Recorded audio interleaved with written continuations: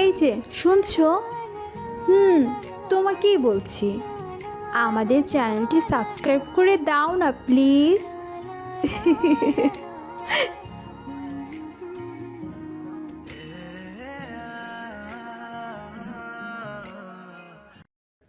আর সাইকোদের আবার কিসের ভয়? আমি সাইকো তাই না? আরে সাইকো তো শুধু আমি না, সবাই সবাই সাইকো। কেউ কারো থেকে কম না। আমি আমার মতোই ভালো আছি। এভাবেই কাটতে থাকে আমার দিন, একঘেয়ে, নিঃস্ব, অন্ধকার। কি চাই তোর? টাকা দাও। কত? জানি না, তুমি দাও। আব্বু পকেট থেকে 10 টাকা বের করে দেয়। আমি সেই টাকাটা না নিয়ে চেয়ে থাকি। 1000 টাকা দাও। এত টাকা দিয়ে কি করবি? বলছি তো দাও। আমার মুখ ভর্তি দাড়ি, চুলগুলো এলোমেলো, চেহারার প্রায় 90 ভাগে অদৃশ্য হয়ে গেছে দাড়ির নিচে। হঠাৎ করেই মনে হলো নিজেকে আবার মানুষের মতো দেখানো দরকার। কেন মনে হলো তার কোনো উত্তর আমার নিজের কাছে নেই। 2-3টা দোকান ঘোরার পর অবশেষে একটা ছেলে রাজি হয় আমার চুলদাড়ি কেটে দিতে। বাকি সবাই ভয় পেয়ে না করে দিয়েছিল। আমাকে তাদের কাছে আসলে একেবারে পাগলের মতো লেগেছিল। তাই পুরো 3 ঘন্টা সময় লাগে আমার চুলদাড়ি কাটতে। আমি বের হয়ে আসি পরিপাটি হয়ে, চুলদাড়ি ছাটা, গায়ে পুরনো হলেও পরিচ্ছন্ন জামা। দেখে যেন সেই পুরনো আবিরের চায় কিছুটা হলেও ফিরে এসেছে। আমার আব্বু আম্মু অবাক হয়ে তাকিয়ে থাকে। মুখে কোনো কথা নেই, শুধু বিস্ময়ের ঘোর। তাদের চোখে এতদিন পর প্রথমবারের মতো আশার আলো একটুখানি ফুটে ওঠে। শপিং করব, কিছু টাকা দাও তো। আব্বু কিছু না বলেই চেয়ে থাকে, আর আম্মুর চোখে পানি এসে যায়। কিন্তু সে পানি এবার কষ্টের না, একটা অজানা সম্ভাবনার, একটুখানি আশার। আমি বাসা থেকে বেরিয়ে আসার পর কি হয়েছে ছেলেটার হঠাৎ করে? জানি না। তবে কি ছেলেটা আবার আগের মতো হয়ে যাবে? হয়ে গেলে আমাদের আর কিছুই চাওয়ার থাকতো না, বলো? কে জানে সাইকোর মাথায় আবার কি ভূত চাপছে। আর কত ছোট করবা আমার ছেলেকে? এদিকে আমি শপিং করে ফিরে আসি। আমার হাতে একটা ব্যাগ, কি আছে সেটা কেউই জানে না। সব কিছু বদলালেও আমার অভ্যাস এখনো বদলায়নি, আগের মতোই থেকে যায়। রুমে খাবার দিলে খাই, না দিলে না খাই। নিজের মতো করে নিজেকে গোছানোর চেষ্টা করেই যাচ্ছি। আচ্ছা, আমি তো সুস্থ, তাহলে এমন পাগলের মতো থাকি কেন? একটা মানুষ যখন তার সবচেয়ে কাছের মানুষটাকে নিজের চোখের সামনে হারিয়ে ফেলে, তখন তার অনুভূতিটা কেমন হয় সেটা ভাষায় প্রকাশ করানো যায় না। আর যাকে হারায় সে যদি এমন কেউ হয় যাকে নিয়ে এখন লেখা বা বলে শেষ করা যায় না, তখন সব ভালোবাসা পরিণতি পায় না। আর যারা পায়, পেয়ে আবার হারায়, সেটা নিয়ে আলাদা করে বলার কিছুই থাকে না। চলুন আপনাদেরকে বলি কী হয়েছিল আমার সাথে। আজ কেন আমি এমন একজন মানুষ হয়ে দাঁড়িয়ে আছি, যার চেহারায় হালকা এক পাগলামি, কিন্তু চোখে গাঢ় এক শোক।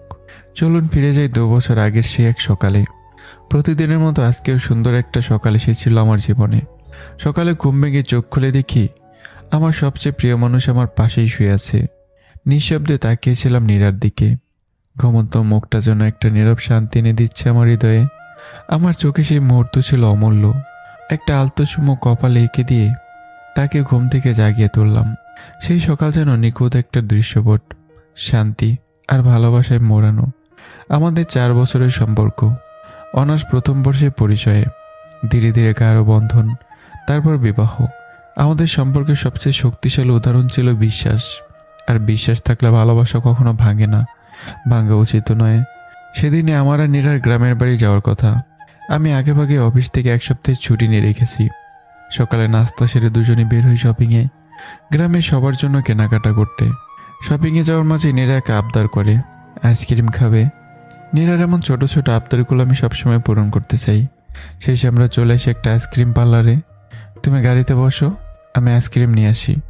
নীরা গাড়িতে গিয়ে বসে। ঠিক তখনই আমার ফোনটা বেজে ওঠে। আসসালামু আলাইকুম।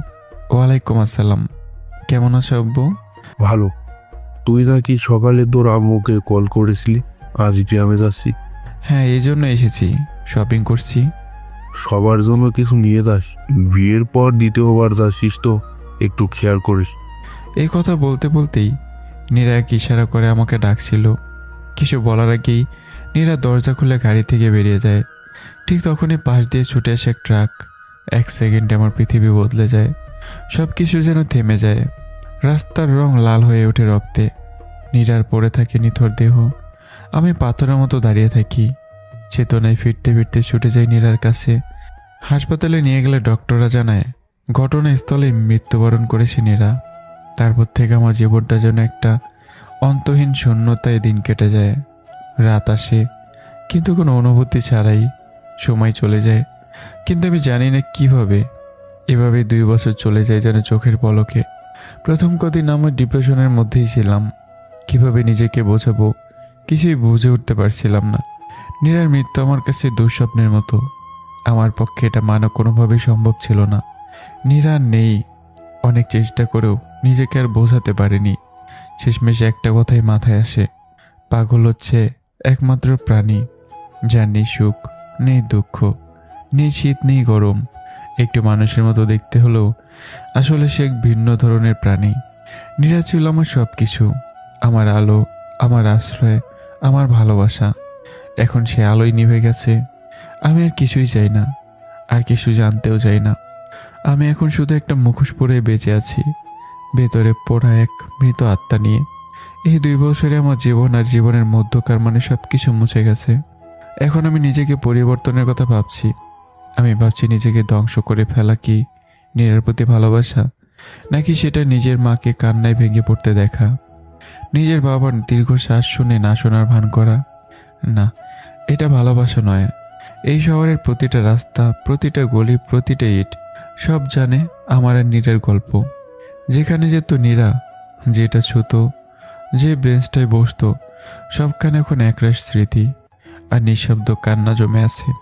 কিন্তু স্মৃতির সাথে যুদ্ধ করতে শিখতেই হবে যদি বেঁচে থাকতে হয়। তাই শুরু হয় নিজের সাথে নিজেরই যুদ্ধ। ভোরে উঠে হেঁটে বেড়ানো, পুরনো ডায়েরি গুছিয়ে রাখা, নীরার চিঠিগুলো একে একে পড়া, আবার গুটিয়ে রাখা। মাঝে মাঝে আয়নার সামনে দাঁড়িয়ে নিজের চোখে চোখ রেখে বলা, তুই ভেঙে পড়িস না। প্রতিদিন নিজেকে বোঝানোর অভিনয়ে একটা পাগল সাজার মুখোশের পেছনে আসলে এক ছিন্ন ভিন্ন আত্মা। সে আস্তে আস্তে বলছে, আমি আর এভাবে থাকতে চাই না। সে জানে নীরাকে ভুলে যাওয়া যাবে না কখনো। ভুলে যাওয়ার না সে মানুষ, না ইচ্ছেটা, কিন্তু শিখতে হবে নীরা স্মৃতিকে বুকে নিয়ে টিকে থাকার পথ। আর অন্তত মা বাবার জন্য, তাদের মুখে আবার একটু শান্তির রেখা দেখার জন্য নিজেকে একটু একটু করে গুটিয়ে তুলতেই হবে। কঠিন, হ্যাঁ, তবে অসম্ভব নয়। এই যুদ্ধটা শুরু হয়েছে, আর আমি প্রথমবার নিজেকে বলেছি আমি এর পেছনে ফিরব না। এরপর কেটে যায় কিছুদিন, আমি নিজেকে গুটিয়ে নেওয়ার মিথ্যা অভিনয় করি। ততদিনে আমাদের বাসায় নতুন ভাড়াটি ওঠে। এক দুপুরে নিচে নামছিলাম আমি। কয়েকদিন হলো নতুন কয়েকজন ভাড়াটি উঠেছে বাসায়। সিঁড়ি ধরে নামতে নামতেই চোখ পড়ে নতুন একজন আঙ্কেল আর আন্টির দিকে। ওনারা আমাকে দেখে ডেকে ওঠেন, এই যে ছেলে, শোনো, 1 মিনিট দাঁড়াও। আমি থেমে দাঁড়াই। আসসালামু আলাইকুম। ওয়ালাইকুম আসসালাম। বাবা, কেমন আছো? আলহামদুলিল্লাহ। কিছু বলবেন? না বাবা, আমরা তো নতুন ভাড়াটে, তাই ভাবলাম একটু পরিচিত হই, তাই ডেকেছিলাম। আর কিছু বলবেন? তুমি কি ব্যবসা নাকি? ব্যস্ত না এমন কেউ আছে এই দুনিয়ায় আঙ্কেল। কারো ব্যস্ততা বিশ্রামে, কারো ব্যস্ততা কষ্টে, আবার কারো ব্যস্ততা নিজের সাথে লড়াইয়ে। তুমি কোথাও যাচ্ছিলে? ব্যস্ত জীবনের ব্যস্ততা কাটাতে যাচ্ছিলাম। তোমার কথা আগা মাথা কিছুই বুঝলাম না তো। আগামাতা না বুঝে খুঁজুন সারমর্মটা বুঝলেই কথার মানে খুলে যাবে। কি আবল তাবল বলছো তুমি? তাহলে আমি যাই আঙ্কেল। আচ্ছা যাও, সাবধানে থেকো। আমি কিছু না বলে হাঁটতে থাকি। পেছনে পড়ে থাকা আঙ্কেলের বিস্ময় ভরা মুখ আর একরাশ প্রশ্ন। বাসা নিচে আঙ্কেলের সাথে কথোপকথনের পর আমি চুপচাপ বেরিয়ে এলাম। হাঁটতে হাঁটতে গেটের সামনে এসে দেখি একটা মেয়ে দাঁড়িয়ে আছে। মেয়েটা আমার দিকেই পিঠ দিয়ে দাঁড়িয়ে আছে, যেন কারো জন্য অপেক্ষা করছে। কি চাই আপনার? মেয়েটা ধীরে ঘুরে তাকায়, চোখ মুখে বিরক্ত। কিছু না, বিরক্ত করবেন না তো। রিক্সার জন্য দাঁড়িয়ে আছেন? এই রাস্তায় রিক্সা খুব একটা আসে না, গেলে সেটা ভাগ্য। সামনের মোড়ে যান, ওখানে পাওয়া যায়। আর কিছু না বলে আমি হাঁটা দিই। মেয়েটা কিছুক্ষণ দাঁড়িয়ে থাকে। রিক্সা না পেয়ে অবশেষে নিজেও হাঁটা শুরু করে। ঠিক তখন একটা রিক্সা এসে থামে তার সামনে। আপা, কই যাবেন? New market. এই রাস্তা থেকে রিক্সা মিলে না, ওই ভাইটা আমারে ডাক দেয়া এখানে পাঠাইছে আপনার জন্যে। কোন ভাই? একটা ভাই নীল শার্ট পরা। ও, ওই যে ছেলেটা। তার কপালে চিন্তার ভাঁজ পড়ে যে কে এই ছেলেটা, এতটা বিরক্ত ভাব, অথচ আমাকে আবার সাহায্যও করে গেল। দুপুর করে বিকেল, আমি বাইরে একটু হাঁটতে বের হয়েছিলাম। ঠিক তখনই মেয়েটা মার্কেট থেকে ফিরে এলো। আমাকে লক্ষ্য করে মেয়েটা আবার ডেকে ওঠে। এই যে ভাইয়া, শোনেন। আমি গম্ভীর মুখে নিজের চিন্তায় ডুবে থাকি। মেয়েটা ডাকে, আমার সেদিকে মনোযোগ যায় না। এই যে নীল টি শার্ট। এবার আমি থমকে দাঁড়াই। নীল টি শার্ট, এই ডাকটা যেন বুকের গভীরে কোনো কিছু নাড়া দিয়ে যায়। এই একটা শব্দ দিয়ে তো শুরু হয়েছিল আমার আর নীরার গল্পটা। সেই নীরার প্রথম দেখা, প্রথম হাসি, প্রথম কথা, সবই জড়িয়ে আছে এই নীল টি শার্টের মধ্যেই। আমি ধীরে ঘুরে দাঁড়াই। আমাকে ডাকছিলেন? কিছু বলবেন? কে আপনি? এই বাসার দিকে যাচ্ছেন কেন? আমার নাম আবির। আমি এই বাসার 3য় তলায় থাকি। আর কিছু জানার আছে? থ্যাঙ্কস। হ্যাঁ, মনে হচ্ছে আপনি নতুন এসেছেন এখানে। এই রাস্তায় রিক্সা মেলে না, হয়তো জানতেন না তাই বলেছিলাম। যাই হোক, ধন্যবাদ আপনাকে। সন্ধ্যার একটু আগে সূর্য ডুবে অবস্থায় আমি ছাদের এক কোণে দাঁড়িয়ে আছি। ব্যস্ত শহরটা দেখছি, মাঝে মাঝে সিগারেটে টান দিচ্ছি। পেছন থেকে একটা মেয়ের কণ্ঠ ভেসে আসে। একা একা কি করেন এখানে? আমি আস্তে করে পিছনে তাকাই। সকালের সেই মেয়েটা দাঁড়িয়ে আছি। আপনি এমন কেন জানতে পারি? কেমন? জানি না। আপনি কেমন জানি একটা। আমাকে খারাপভাবে নেবেন না, কিন্তু আমার মনে হয় আপনি অনেক গম্ভীর। সত্যি বলতে আপনাকে কেমন লাগে সেটা আমি নিজেই বুঝতে পারছি না। ও আচ্ছা। আস্তে করে সিগারেটটা ছুঁড়ে ফেলে দেই। মেয়েটা আবার বলে, আপনি কি করেন? আসলে আমি চুপ থাকতে পারি না, প্রচুর কথা বলি, প্রচুর বকবক করি। কিছুই না, নিজেকে পরিবর্তনের চেষ্টা করছি। মানে? কিছু না। আচ্ছা আমি যাই। আরে থাকেন না, প্রতিদিন বিকেলে আমি ছাদে আসি। একা একা ভালো লাগে না? আগের বাসার ছাদে আমার অনেক বন্ধু ছিল, এখানে তো কেউ ছাদেই ওঠে না। আমি আবার থেমে যাই। মেয়েটা আবার বলে, পড়াশোনা করেন? কম্পিউটার সায়েন্স নিয়ে অনার্স শেষ করেছি। তো চাকরি করেন না? ইচ্ছে করে না। এই বয়সে মা বাবার উপরে বোঝা হয়ে থাকতে ভালো লাগে? আপনার কোনো সমস্যা? এই না না, আপনার হয়তো কোনো প্ল্যান আছে, তাই না? কি প্ল্যান? মৃত্যু। কি মৃত্যু? মজা করছেন আমার সঙ্গে? আচ্ছা, আমার মনে হচ্ছে আমি আপনাকে বিরক্ত করছি। দুঃখিত, আর বিরক্ত করব না। ভালো থাকবেন। আচ্ছা, এবার আপনাদের মেয়েটার পরিচয় দিই। মেয়েটার নাম ইরা, নতুন ভাড়াটিয়ার ভাইয়ের মেয়ে। ইরাকে তার বাবা মা ছোটবেলায় একা করে দেয়। পারিবারিক সমস্যার কারণে ওরা আলাদা হয়ে যায়, আর ইরাকে তার কাকার কাছে রেখে দেন। ইরার বাবা মাঝে মধ্যে খোঁজ নিলেও তার মা কোনোদিন খোঁজ খবর নেননি। আপাতত এতটুকুই পরিচয়। এরপর আমার সঙ্গে ইরার অনেকবার দেখা হলেও আমি প্রতিবার ইরাকে ইগনোর করে চলে যাই। আর ইরাও এখন আর রাগ বেড়ে কথা বলতে আসে না। আজ আকাশটা খুব মেঘলা, মনে হচ্ছে যে কোনো মুহূর্তে বৃষ্টি নেমে আসবে। আমি ছাদে যাই সিগারেট খেতে। ছাদে গিয়ে দেখি ইরা একা বসে, চোখে তার পানি। হঠাৎ প্রচণ্ড শব্দে বিদ্যুৎ চমকে ওঠে আকাশে। এরা হঠাৎ 2 কানে হাত দিয়ে জোরে চিৎকার করে ওঠে। আমি দাঁড়িয়ে ওর দিকে তাকিয়ে থাকি। কিছুক্ষণ কেটে যায়। হঠাৎ ইরা আমার সামনে এসে চুটকি বাজায়। আমি একটু চমকে উঠি। আপনি কোথায় ছিলেন? বোঝা যাচ্ছিল আপনি এখনো অতীতে আছেন। আমি কিছু না বলেই তাকিয়ে থাকি ইরার দিকে। আমি বুঝে যাই বিদ্যুৎ ঠিকই চমকে উঠেছিল, কিন্তু ইরা চিৎকার করেনি। আমার কানে বাজছিল নিরাশে পুরনো স্মৃতি, সেই চিৎকার, সেই ভয়, সেই প্রতিক্রিয়া। আমি বুঝি আমি ইরাকে নয়, অতীতের কোনো ক্ষতকেই দেখছিলাম এতক্ষণ। আমি কোনো কথা বলি না, চুপ করে দাঁড়িয়ে থাকি। ঠিক তখনই মুষলধারে বৃষ্টি নামতে শুরু করে। আমি ছাদ থেকে নেমে বাসায় চলে যাই, কিন্তু এরা থেকে যায়। এরা চোখ বন্ধ, মুখটা আকাশের দিকে তুলে রাখা। বৃষ্টি ওর গা ভিজিয়ে দিচ্ছে। ঝড়ের মতো বৃষ্টি নামছে, আর এরা দাঁড়িয়েছে একদম নিঃশব্দ হয়ে। বৃষ্টির আর ভীষণ প্রিয়। এই ঝড়টা যেন ওর মনের ঝড়কেও ছুঁয়ে যাচ্ছে। মনে হয় যেন ওর ভিতরের অসহায় কষ্টগুলো এই বৃষ্টির ফোঁটার সাথে গলে বেরিয়ে আসছে। যেন কোনো চাপা কান্না, কোনো না বলা কথা, কেউ শোনে না এমন এক দীর্ঘ অপেক্ষা। সবটাই মিশে যায় বৃষ্টির সাথে। ছাদ থেকে নেমে আমি নিজের ঘরে চলে আসি। জানালার ফাঁক দিয়ে বৃষ্টি দেখছি, কিন্তু মন পড়ে আছে অন্য কোথাও। ইরার ভেজা চুলগুলো বারবার চোখের সামনে ভেসে উঠছে। আমার ভেতরটা কেমন অস্থির হয়ে যাচ্ছে, ঠিক বোঝা যাচ্ছে না কেন। সেই অসহায় সেই চোখগুলোর মধ্যে কেমন লুকিয়ে আছে, যা এতটা নাড়িয়ে দিল আমাকে। যদিও এই ভাবনাটা ছিল কেবল ক্ষণিকের, তারপর আবার সেই চিরচেনা শূন্যতা ঘিরে ধরে আমাকে। মনে পড়ে যায় এমন চোখ তো এর আগেও দেখেছি। নীরার চোখে এমন চাপা কষ্ট ছিল, এমন করে বৃষ্টি ভালোবাসত নীরাও। আর হয়তো এই মিলটাই আমাকে এই মুহূর্তের জন্য ধমকে দিয়েছিল। কিন্তু এই ভাবনাগুলো আমি চাই না, এগুলো যেন আমার ভেতরের ঘুমিয়ে থাকা অনুভূতিগুলোকে জাগিয়ে দেয়, যেগুলোকে আমি অনেক কষ্টে দমন করে রেখেছি। বৃষ্টিতে ভিজে যাওয়ার কারণে সেদিনটাতে ইরার প্রচণ্ড জ্বর আসে। ইরার কাকে বুঝে উঠতে পারছেন না কি করবেন। কাকাও শহরের বাইরে কাজে গেছেন। নিরুপায় হয়ে তিনি আমাদের বাসায় এসে দরজায় নক করেন।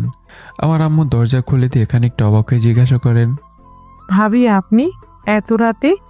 ভাবি, আমার ইরার অনেক জ্বর, শরীরটা যেন পুড়ে যাচ্ছে।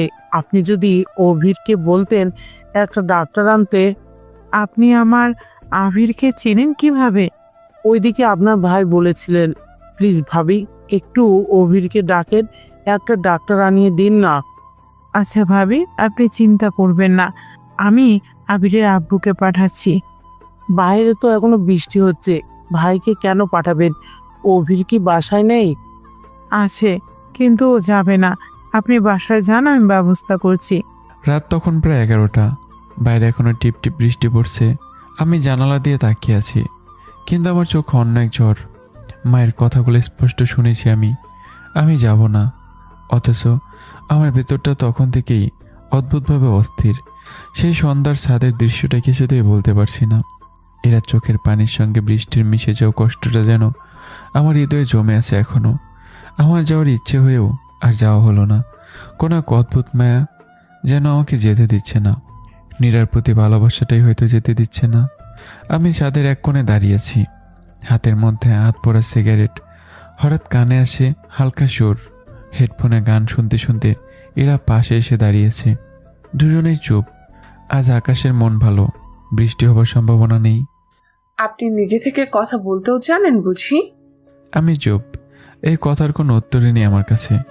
কিছুক্ষণ পর এরা আবার বলে, একটা মানুষ এতটা নির্দয় কিভাবে হতে পারে? আপনি সেদিন রাতে আমার জন্য ডাক্তার আনতে গেলেন না? কোন দিন? আমি তো কিছুই জানি না। এরা একটু থমকে যায়। মনে পড়ে কাকে তো বলেছিল, আমার মা বলেছে আমি যাব না। আমি তো জানি না। কথাটা না বাড়িয়ে সে শুধু বলে, না, এমনি বললাম। কিছুক্ষণ পর আমি বললাম, আমি নিজে থেকে কথা বলতে জানি। কথাটা কেন বললেন? এরা একটু মুচকে এসে বলে, না, এর আগে কখনো আপনি নিজে থেকে আমার সাথে কথা বলেননি তাই। আমি এসবে অভ্যস্ত না, আমার এসব ভালো লাগে না। যাই হোক, আমি এখন যাই। এরা একটু ইয়ার্কি করে বলে, আবার দেখা হবে? হয়তো। এরপর প্রায় প্রতিদিনই এরা ছাদে যায় আমার সাথে দেখা হবে এই ভেবে, কিন্তু আমি আর ছাদে যাই না।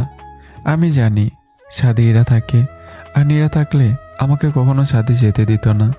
পরে একদিন আমি বাসার গেট থেকে বেরোয়ার সময় পেছন দিকে এরা ডাক দেয়।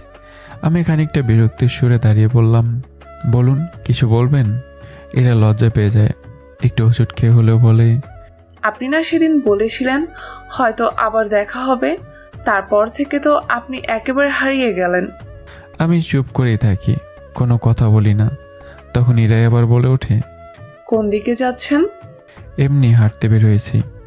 আপনার একা আসতে ভালো লাগে? হুম। আমি চাই আপনার সাথে। না। কেন? রাস্তা কি আপনার বাবার? আমি সরকারি রাস্তায় হাঁটবো, আপনার কি? পরে আমি আগে আগে হাঁটছি, এরা পেছনে।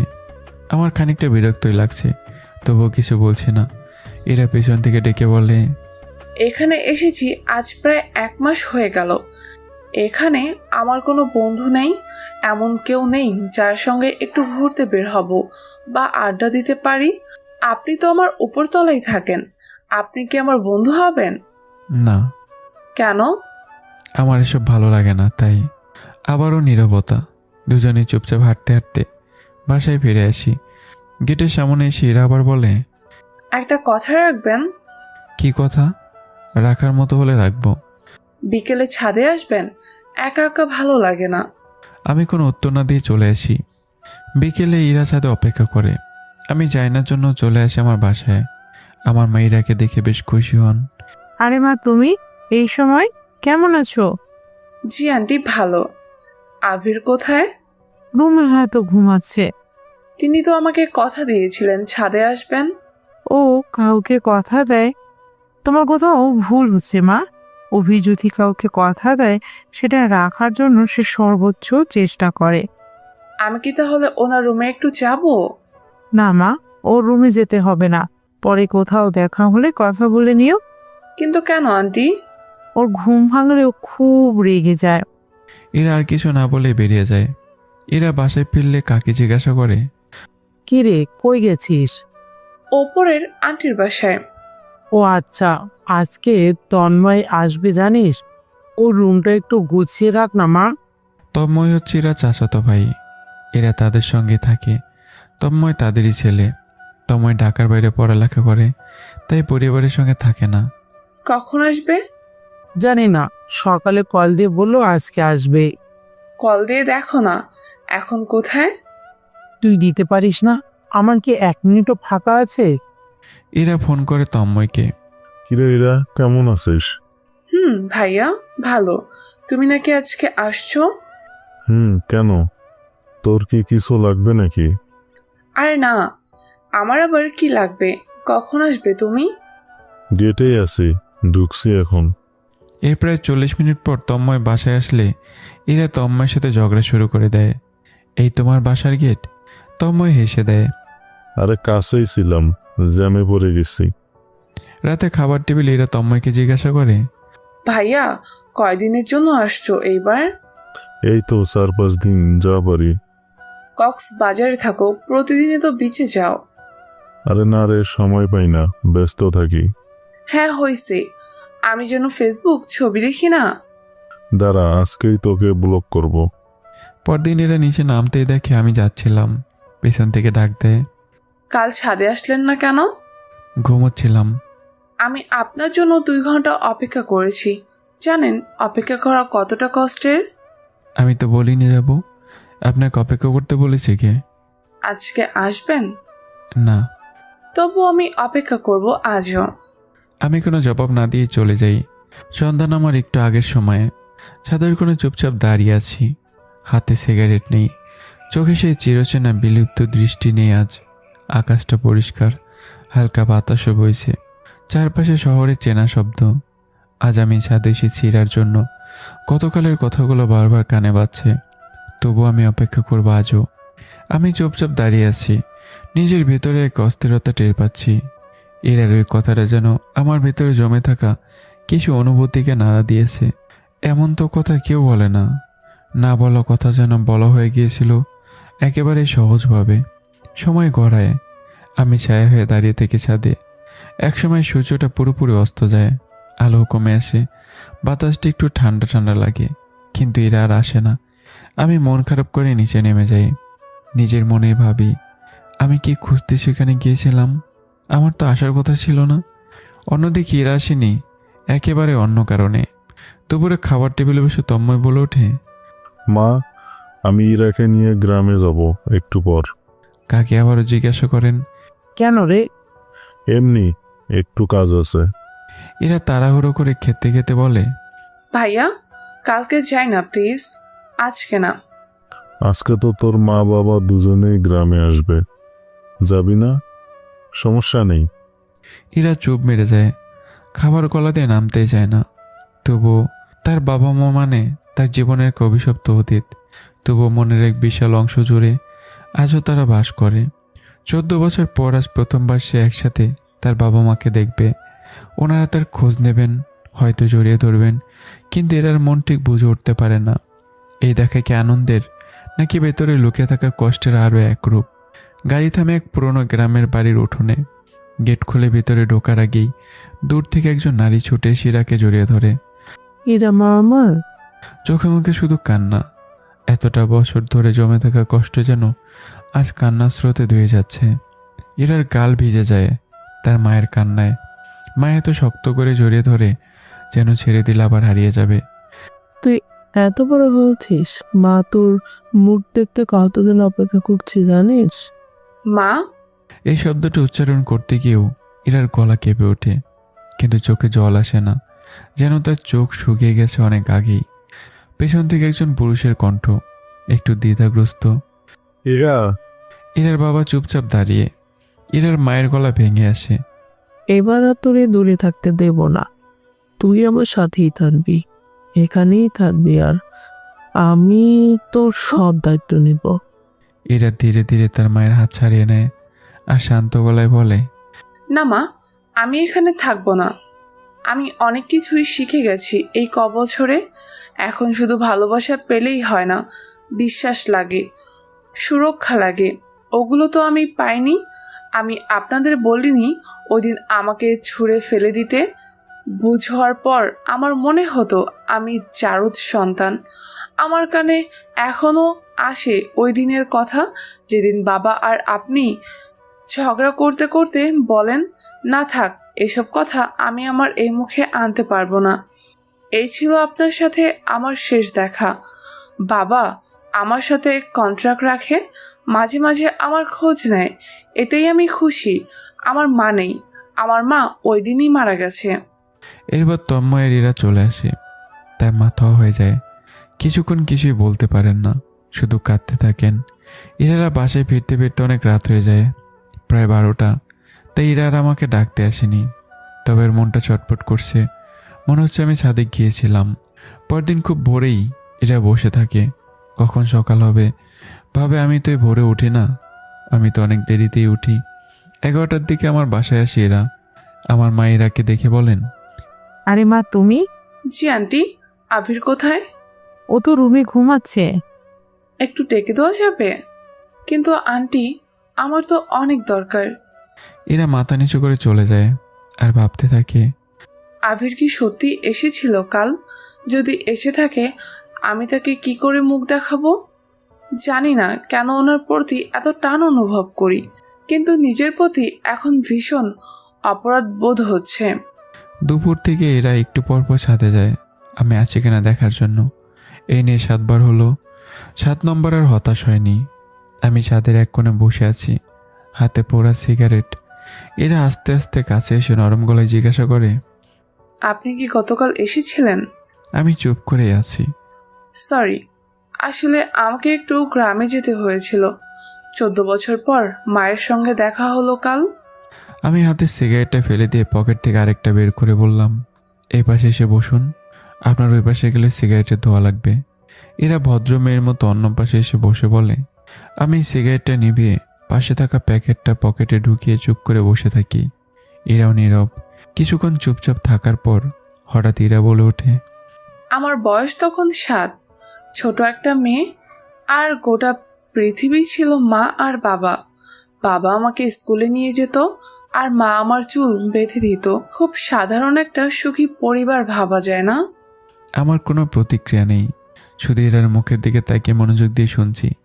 এরা একটুখানি থেমে আবার বলে ওঠে, কিন্তু আমি জানতাম না আমার মা অন্য কারোর সাথে সম্পর্ক রাখে। তখন অত বুঝতাম না, কিন্তু মাঝে মাঝে গভীর রাতে বাবার রাগ, মার কান্না শুনতাম।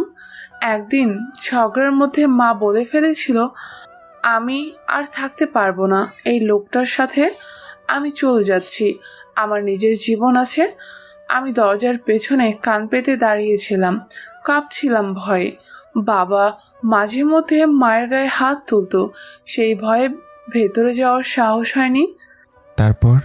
তারপর মা চলে গেল। আমি চিৎকার করে কেঁদেছিলাম। মা আমার সামনে দাঁড়িয়েছিল। আমি তার আঁচল টেনে বলেছিলাম, মা আমাকে নিয়ে চলো। মা আমার দিকে তাকিয়ে শুধু বলেছিল, তুই তোর বাবার মেয়ে। তারপর চলে গেল, এমনভাবে চলে গেল যেন প্রতিদিন ছিলই না। এরার গলা কেঁপে ওঠে, চোখে পানি টলমল করে। এখনই বোধহয় কেঁদে দেবে। একটু থেমে নিঃশ্বাস ফেলে আবার বলতে শুরু করে, আমি ভেবেছিলাম মা হয়তো একদিন ফিরে আসবে, হয়তো বুঝবে আমি কতটা কষ্টে ছিলাম, কিন্তু না, 14 বছর লাগলো তার ফিরতে। গতকাল গ্রামের বাড়ি গেলাম শুধু তাকে দেখবো বলে।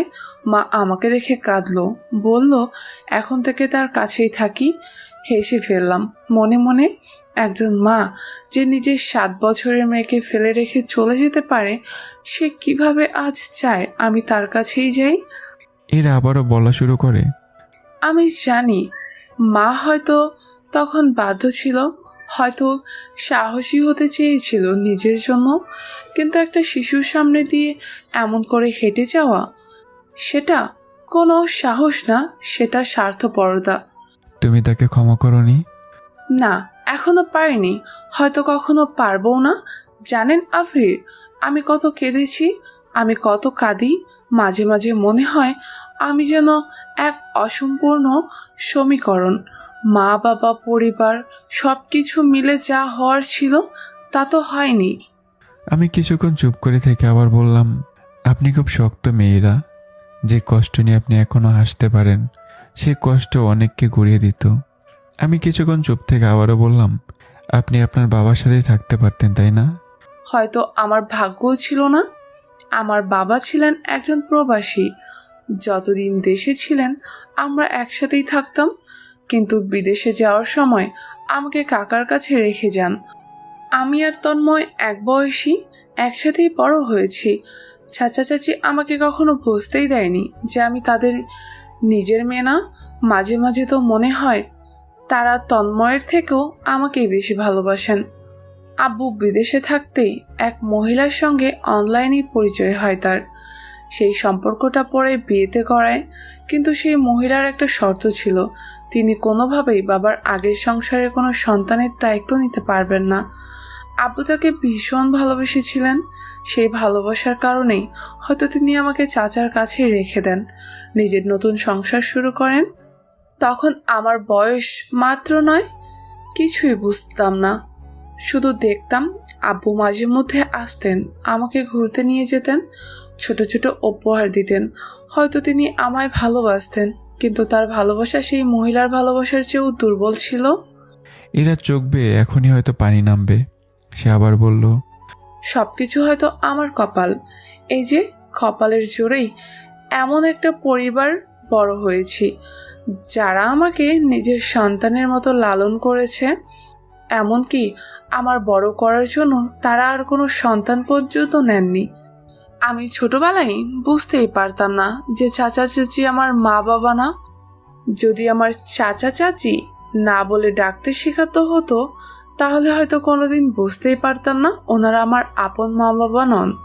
দুজনে অনেকক্ষণ চুপ করে বসে থাকি। নিঃশব্দ সন্ধ্যায় শুধু হালকা হাওয়ার শব্দ। হঠাৎ ইরার মোবাইলে কল আসে। এরা তাকিয়ে দেখে, কিন্তু ফোন তোলে না। দরকারি কলও হতে পারে। কলটা ধরুন। না, তন্ময় ভাইয়া দিচ্ছে, ততটা দরকারি হওয়ার কথা না।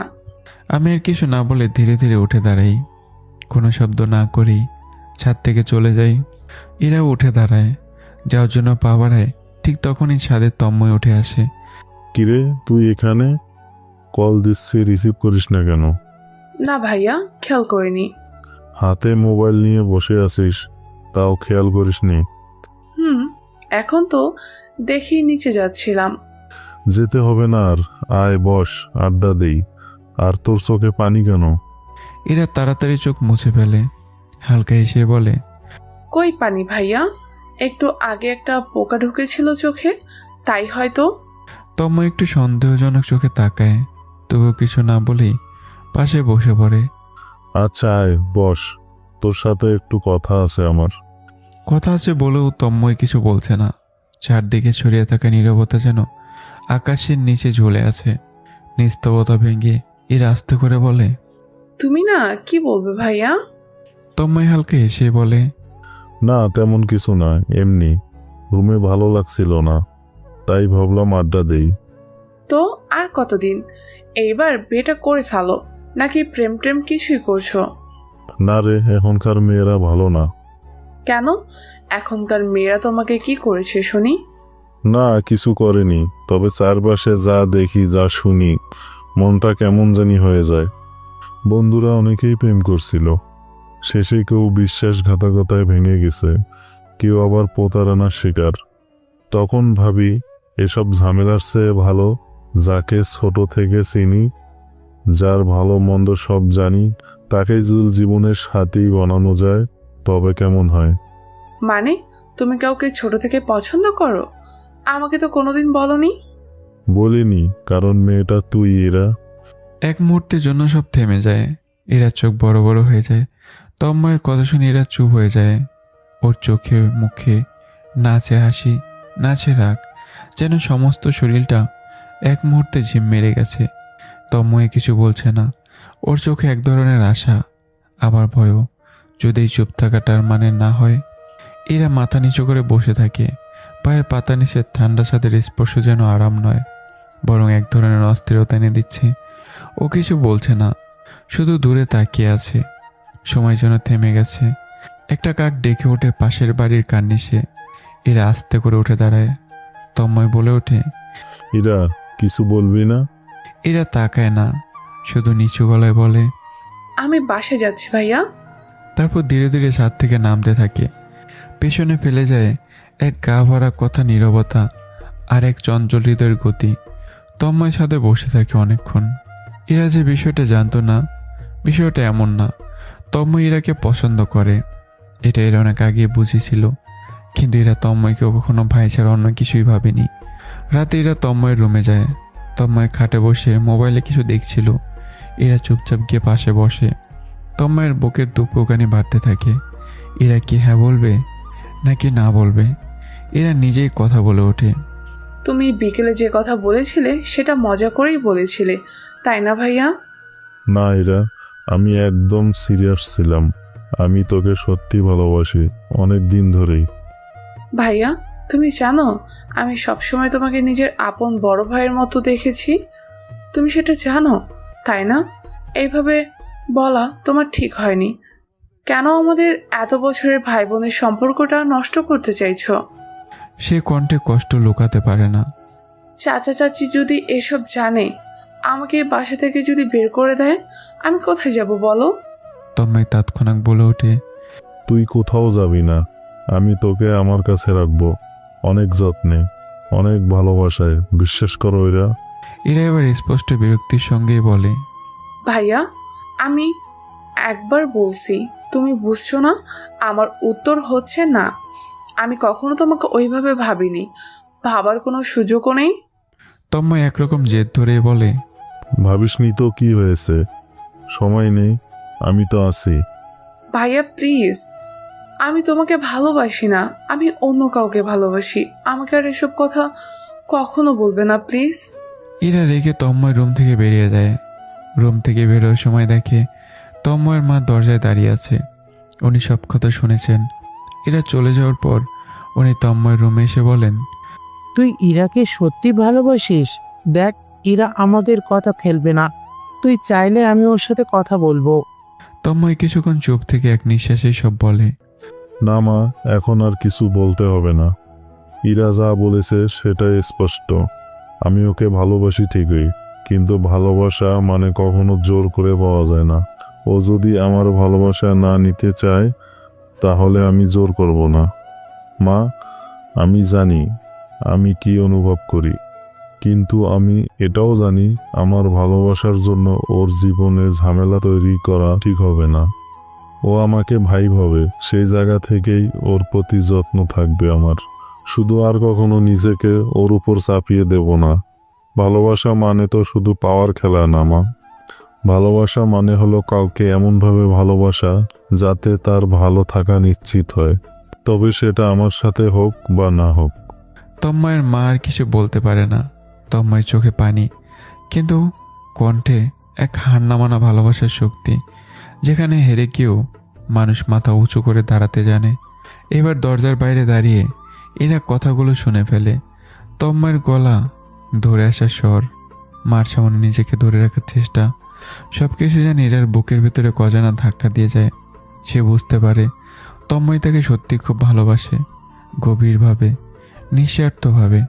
কিন্তু তবুও ইরার পক্ষে কীভাবে সম্ভব, যাকে ছোট থেকে নিজের বড় ভাই হিসেবে দেখেছে, যার হাত ধরে স্কুলে গিয়েছে, সে মানুষটাকে কিভাবে একদিন অন্য চোখে দেখা সম্ভব? কিন্তু সে কি করবে? নিজের অনুভূতিকে তো অস্বীকার করা যায় না। ভালোবাসা তো জোর করে হয় না। এরা চুপচাপ নিজের রুমে ফিরে যায়, দরজা বন্ধ করে বিছানায় শুয়ে পড়ে। চোখে পানি আসে না, শুধু বুকের ভেতরটা ভারী হয়ে থাকে। বারবার তন্ময়ের কথাগুলো মনে পড়ে। ভালোবাসা মানে কখনো জোর করে পাওয়া না। এরা জানে সে হয়তো তন্ময়ের প্রস্তাব ফিরিয়ে দিয়েছে, কিন্তু তন্ময় তাকে এখন ঠিক আগের মতোই ভালোবাসে। আর ঠিক সেই জায়গাতেই তন্ময়ের প্রতি এরা শ্রদ্ধা আরও গাঢ় হয়ে যায়। ভালোবাসা হয়তো নয়, কিন্তু একটা অসম্ভব মজবুত বন্ধন থেকে যায় তাদের মধ্যে, যেটা সময়ের সাথেও নষ্ট হয় না। পরদিন সকালে তন্ময় কক্সবাজারের উদ্দেশ্যে রওনা দেয়। কিছুদিন কেটে যায় এইভাবেই। এখন প্রায় প্রতিদিন আমার সাথে এরার কথা হয়। সন্ধ্যাটা নেমে এসেছে, এরা ছাদের এক কোণে চুপচাপ বসে আছে। যেখানে যায় প্রতিদিন আমার সাথে ছোট ছোট কথাবার্তাগুলো হয়। আজও সে অপেক্ষা করছে, হয়তো আজকে দেখা হবে। অবশেষে আমি সেখানে যাই। ধীরে ধীরে হাঁটতে হাঁটতে পাশে গিয়ে বসে পড়ি। আপনার আর বিকেলে এখানে বসে থাকার দরকার নেই। এরা অবাক হয়ে তাকায় আমার দিকে, আগ্রহ নিয়ে জিজ্ঞাসা করে, কেন? আমি একটা আইটি কোম্পানিতে জব নিয়েছি। সকাল 10টা থেকে রাত 8টা পর্যন্ত অফিস। এরা চোখে একটা উজ্জ্বলতা ফুটে ওঠে। বাহ, এটা তো খুব ভালো খবর, অভিনন্দন। আমি হালকা এসে মাথা নিচু করেই বললাম, হ্যাঁ। আম্মু আব্বু অনেক খুশি। কাল দুপুরে বাসায় হুজুর ডেকে মিলাদ পড়ানো হবে। আমি একটু পরিবর্তন হয়েছি এই জন্য। এরা চুপ করে থাকে কিছুক্ষণ, তারপর অনেক সাহস করে বলে ফেলে, আবির, আপনি এমন কেন? কখনো কিছু বলেন না? আপনার গল্পটা বলবেন না আমাকে? অন্য একদিন বলবো, আজ উঠি। একটুও না তাকিয়ে ইরার দিকে আমি উঠে দাঁড়াই। আস্তে আস্তে হেঁটে চলে যাই ছাদের সিঁড়ির দিকে। ইরা চুপচাপ বসে থাকে, চোখ দিয়ে তাকিয়ে থাকে আমার চলে আসার দিকে। মনে হয় কিছু একটা হারিয়ে যাচ্ছে আবার, কিন্তু সে জানে না যেটা আবির, না তার নিজের কোনো না বলা প্রশ্ন। পরদিন ফজরের নামাজ শেষ করেই আমি বের হয়ে বাসা থেকে। চারপাশে কুয়াশা হালকা, আকাশে ভোরের আলো ফুটে উঠেছে ধীরে ধীরে। আমার পরনে সাদা পাঞ্জাবি, পায়জামা আর মাথায় সাদা টুপি। আমি হেঁটে যাই একটা জায়গায়, নীরার কবরের পাশে। প্রতিটা পা যেন ভারী হয়ে আছে, প্রতিটা নিঃশ্বাসে চাপা কান্না। কবরের সামনে এসে দাঁড়াই। কিছুক্ষণ চুপচাপ দাঁড়িয়ে থেকে হঠাৎ নরম গলায় বলি, তুমি কি আমাকে ক্ষমা করবে নীরা? গলা কেঁপে ওঠে, চোখের কোণ ভিজে যায়। আমি থেমে আবার বলতে থাকি, আমি চেষ্টা করেছিলাম, বিশ্বাস করো। তোমার স্মৃতি আঁকড়ে ধরে সারা জীবন বাঁচার চেষ্টা করেছি, কিন্তু এই সমাজ, এই সংসার, আমার বাবা মা, তাদের জন্য পারলাম না আমি নীরা। আমার আম্মু, তিনি প্রায় প্রতিদিনই কাঁদতেন আমার জন্য। আল্লাহ হয়তো তার কথা শুনেছেন, হয়তো সে কারণে আমি আজ নিজেকে বদলানোর সিদ্ধান্ত নিয়েছি। একটু থেমে সোজা হয়ে আবারও দাঁড়াই, তারপর আবারও বলি, তুমি চিন্তা করো না নীরা, আমি প্রতিদিন আসব, প্রতিদিন তোমার কাছে কিছু সময় রেখে যাব। হয়তো আগের মতো বেশি সময় দিতে পারবো না, কিন্তু এই জায়গাটা, এই তোমার কবরটাই আমার সবচেয়ে শক্তির জায়গা হয়ে থাকবে সব সময়। ও হ্যাঁ নীরা, তোমাকে তো বলাই হয়নি, আমার চাকরি হয়েছে।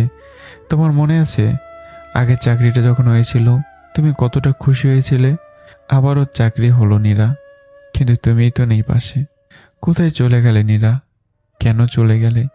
তুমি জানো, তোমায় ছাড়া আমি এখনো ঠিক মতো নিঃশ্বাসই নিতে পারি না। একা দম বন্ধ লাগে আমার, খুব কষ্ট হয় নীরা। একটু নিচু হয়েই মাটি ছুঁয়ে চোখে লাগাই। এরপর পুরো 1 সপ্তাহ আমার আর ইরাত দেখা হয় না। আমি এখন সকাল 8টা থেকে 10টায় চাকরি করছি। প্রতিদিন সকালে বাসা থেকে বেরিয়ে যাই, রাতে বাড়ি ফিরে আবার পরের দিনের প্রস্তুতি নেই। তবু অফিসে যাওয়ার সময় কিংবা ফেরার পথে নীরার কবরের পাশ দিয়ে একবার হলেও যেতে হয় আমার। একদিন না গেলে মনে হয় কিছু একটা ফেলে এসেছি। আজ শুক্রবার, এরা ছাদে বসে আছে, মনটা অস্থির হয়ে আছে তার। ভাবছে আজকে তো ছুটির দিন, আজ তো নিশ্চয়ই আমি যাব। কিন্তু সারাদিন কেটে যায়, আমি ছাদে যাই না। আমি জুমার নামাজ পড়ে সরাসরি নীরার কবরের পাশে যাই, সেখানেই সারাদিন কাটিয়ে দিই। আমি এখন আর কারো সঙ্গে কথা বলতে চাই না। আর এদিকে এরা ছাদ থেকে নিচে বারবার তাকায়। প্রতিবারই মনে হয় এই বুঝে আমি আসছি, কিন্তু না।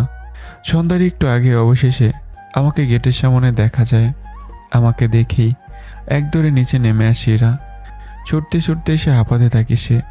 আমি একটু অবাক হই, কি ব্যাপার, আপনি হাঁপাচ্ছেন কেন?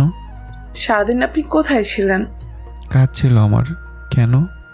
আপনার সাথে আমার একটু কথা ছিল আভির। আমি এক মুহূর্ত চুপ করে থাকি, তারপর চোখ নামিয়ে নেওয়ার বলি, আজকে আমার ভালো লাগছে না, আরেকদিন কথা হবে। এই বলে আমি সোজা হাঁটা দিই নিজের বাসার দিকে। এরা চুপচাপ দাঁড়িয়ে থাকে, মাথা নিচু, মনটা যেন একটু ভেঙে যায়। হাওয়ায় উঠতে থাকা ওড়নাটা নিজের হাতে শক্ত করে চেপে ধরে এরা। আমি পাশ দিয়ে চলে আসি, একবারে পেছনে তাকাই না। রাতে এরা বিছানায় শুয়ে আছে, চোখ বন্ধ করেও তার ঘুম আসছে না। মনে বারবার ঘুরপাক খাচ্ছে আজকের বিকেলের ঘটনাগুলো।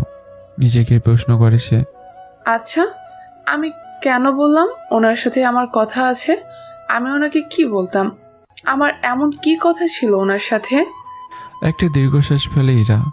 বুকের ভিতর কেমন একটা ব্যথা অনুভব হয়। ওনার সাথে কথা বলার জন্য মনটাও কেন এমন আনচান করে? উনি তো আমার কেউ না, উনি তো আমার বন্ধু হওয়ার প্রস্তাবও ফিরিয়ে দিয়েছিলেন। তবু আমি কেন বারবার ওনার দিকেই ফিরে তাকাই? সেদিন আমি নিজ থেকে কেন বলে ফেললাম আমার জীবনের এত গোপন কথা? নিজের প্রশ্নের উত্তর খুঁজে পায় না এরা। হয়তো মন জানে, কিন্তু স্বীকার করতে ভয় পায়। বুকের ভিতরে জমে থাকা অনুভূতিগুলো ধীরে ধীরে ভারী হয়ে ওঠে, চোখের কোনাও একটু ভিজে আসে।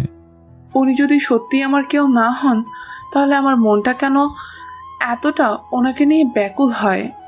সেই প্রশ্নের উত্তর রাতে নীরবতা ইরাকে দেয় না, দেয় শুধু কিছু অস্থিরতা, কিছু অপরিচিত টান।